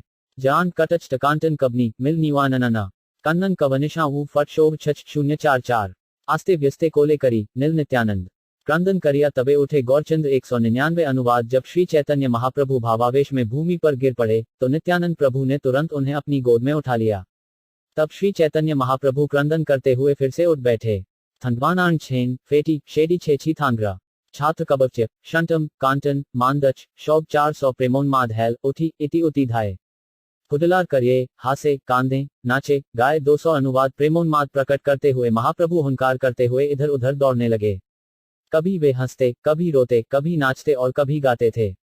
अग्निशैन उग्नि शीत वटन नान्स वाम्ब कटे ना निधहमतित वांगी टंटप खल्क शांत 405 अई दीन बले बार बार कंठे ना निहसरे वाणी नेत्र अश्रुधार 201 अनुवाद। श्री चैतन्य महाप्रभु पूरा एलोक नहीं सुना पाए। उन्होंने बार इतना ही कहा अई दीन। इस तरह वे बोल नहीं सके और उनकी आंखों से अश्रु की धारा बहने लगी। कब्ज ट्वान थुमकानलैंड खुद दववर्ण नेटिव्स बियान झरनछा भर्व शर्य एल्ला 409 कंप स्वेद पुलकाशु स्तंभ बैवर्ण्य निर्वेद विषाद जादुए गर्व हर्ष दैन्य 202 अनुवाद। कंपकपी पसीना हर्ष के अश्रु स्तंभ शरीर का रंग फीका पड़ना निराशा खिन्नता स्मृति हास गर्व हर्ष तथा दीनता ये सारे लक्षण श्री चैतन्य महाप्रभु के शरीर में दिख रहे थे। तात्पर्य भक्ति सामृत सिंधु में जाय को स्मृति हास कहा गया है जो प्रियतम के विरह जनित कठोर आघात से उत्पन्न होता है। इस मनोदशा में हानि लाभ सुनने तथा देखने एवं अन्य सभी बातों से कोई प्रयोजन नहीं रह जाता। यह मोह की प्रारंभिक अवस्था को सूचित करता है। दंडे ट्योट पंचाजिना थंत्यव का शबीनांश टमवक तक शेडुक तथंत माए 4207 एड़ श्लोक उघाड़ीला प्रेमेर कपाट गोपीनाथ सेवक देखे प्रभुर प्रेमनाथ 203 अनुवाद। इस श्लोक ने प्रेम भाव के द्वार खोल दिए और गोपीनाथ के सारे सेवकों ने महाप्रभु को भावावेश में नृत्य करते देखा। नाटक जरुये टर्न थी थडत वांडा देश शिकुत्त छांत जन्ने जांग्रेडी वांझितिन 404 लोके सबडुईट देखी प्रभुर बाह्य हैल ठाकुरेर भोग सरी आरती बाजिल 204 अनुवाद। जब श्री चैतन्य महाप्रभु के चारों ओर अनेक लोगों की भीड़ लग गई तो वे बाह्य चेतना में आए। उसी बीच अर्चा विग्रह को भोग का समर्पण समाप्त हुआ और सुमधुर ध्वनि के साथ आरती संपन्न हुई। ठीकुटन शंगन कबनांझ शुचतंत्री लेशल वाडजरी थदधब जानदश जानी फिल थरान वांग्र और 307 ठाकुरे शयन करा पुजारी हैल बाहिर प्रभुर आगे आनी दिल प्रसाद बार्क शीर 205 अनुवाद। अर्चा विग्रहों को शयन कराने के बाद पुजारी मंदिर के बाहर आ गया और उसने खीर के सारे 12 पात्र श्री चैतन्य महाप्रभु को दे दिए। जय बेल थी मशान शिव जाना तवॉफिन उछछक भंटन थान ग्रोडिटेड 17 शीत एल 207 शीर देरित महाप्रभुर आनंद बाढ़ील भक्त गणे खावयायते पन्य क्षीर लेल 206 अनुवाद। जब गोपीनाथ महाप्रसाद के सारे खीर पात्र श्री चैतन्य महाप्रभु के समक्ष रखे गए तो वे अत्यंत प्रसन्न हुए। भक्तों को खिलाने के लिए उन्होंने 5 पात्र स्वीकार किए। जांच ओन श्रिंतावीटेक वांडजियार्नेन वे प्रतिशत कत 7 झछाटन वंश शौडल 401 क्षीर पुजारी के बाहुरिया दिल पश्न क्षीर पश्च जने वोटिया खाइल 207 अनुवाद। शेष 7 पात्र आगे बढ़ाकर पुजारी को दे दिए गए। फिर महाप्रभु द्वारा लिए गए 5 पात्रों की खीर 5 भक्तों में बांटी गई और उन सबने प्रसाद ग्रहण किया। शीनांत कटश यदि कलिश्वांटशन छानछन उच्छी टिलथोटच टरेकल थजान छनकन 4070 गोपीनाथ रूपे ग्रदी करयाछेन भोजन भक्ति देखाइते कई प्रसाद भक्षण 208 अनुवाद। गोपीनाथ विग्रह से अभिन्न श्री चैतन्य महाप्रभु पहले ही खीर पात्रों का आस्वादन कर चुके थे, फिर भी भक्ति प्रकट करने के लिए उन्होंने भक्त के रूप में पुनः खीर खाई। नाउब मकीरुटन तसदे जाम्बी टोष्ठांडिला भमजल जानतची टल थी ठंडाछ एमनीना 407 नाम सड्डीत्रे सेड़ रात्रि गोडाइला मन आरती देखी प्रभाते चलीला 209 अनुवाद। वह रात्रि महाप्रभु ने उस मंदिर में संकीर्तन करने में व्यतीत की। प्रातःकाल मंगल आरती देखकर वे वहां से चल पड़े। चौथौन टगोशीनांत शुत्री टेशोमानखिल गे उच्छच जटल्ली मूटत थंडू एकला जामराश 950 गोपाल गोपीनाथपुरी गोसाजगियों भक्त सढ़े श्री मुखे प्रभु कैला आस्वादन 210 अनुवाद। इस तरह स्वयं चैतन्य महाप्रभु ने गोपाल जी गोपीनाथ तथा श्री माधवेंद्रपुरी के दिव्य गुणों का आस्वादन अपने श्रीमुख से किया। अंडे ऊ जाकौंटन कशला टलशंत मशनी थंडूप छक्क वांजन जांच छक्क टर्धम मीभा 205 एत आख्याने कहिला दोहार महिमा प्रभुर भक्त वात्सल्य आर भक्त प्रेम सीमा 211 अनुवाद। इस तरह मैंने श्री चैतन्य महाप्रभु की अपने भक्तों के प्रति वात्सल्य की दिव्य महिमा तथा भगवत प्रेम के भाव की पराकाष्ठा दोनों का वर्णन किया है। थाना युकू और कांडेश झटन दे झूम लीक्रिक एनटन तमहे शाग टंच थन 9254 श्रद्धा ग्रुप थाई हा शुने ग्रेट जन श्री कृष्ण चरणे सतपाय प्रेम धन 212 अनुवाद। जो कोई श्रद्धा तथा भक्ति से इस कथा को सुनता है, उसे श्री कृष्ण के चरण कमलों के प्रति भगवत प्रेम का धन प्राप्त होता है। रिकश व्रथुनांश शंटयांश जाग कन्ना छबनिडाम्बूट कटच कुच्छम 407। श्री रूप रघुनाथ पदे ग्राराश। चैतन्य चरितामृत कहे कृष्णदास 213 अनुवाद। श्री रूप तथा श्री रघुनाथ के चरण कमलों की वंदना करते हुए और उनकी कृपा की कामना करते हुए मैं कृष्णदास उनके चरण चिलों पर चलकर श्री चैतन्य चरितामृत का वर्णन कर रहा हूँ। इस प्रकार श्री चैतन्य चरितामृत की मध्यलीला के चतुर्थ अध्याय का भक्तिवेदांत तात्पर्य पूर्ण हुआ, जिसमें श्री माधवेंद्र पुरी की भक्ति का वर्णन है।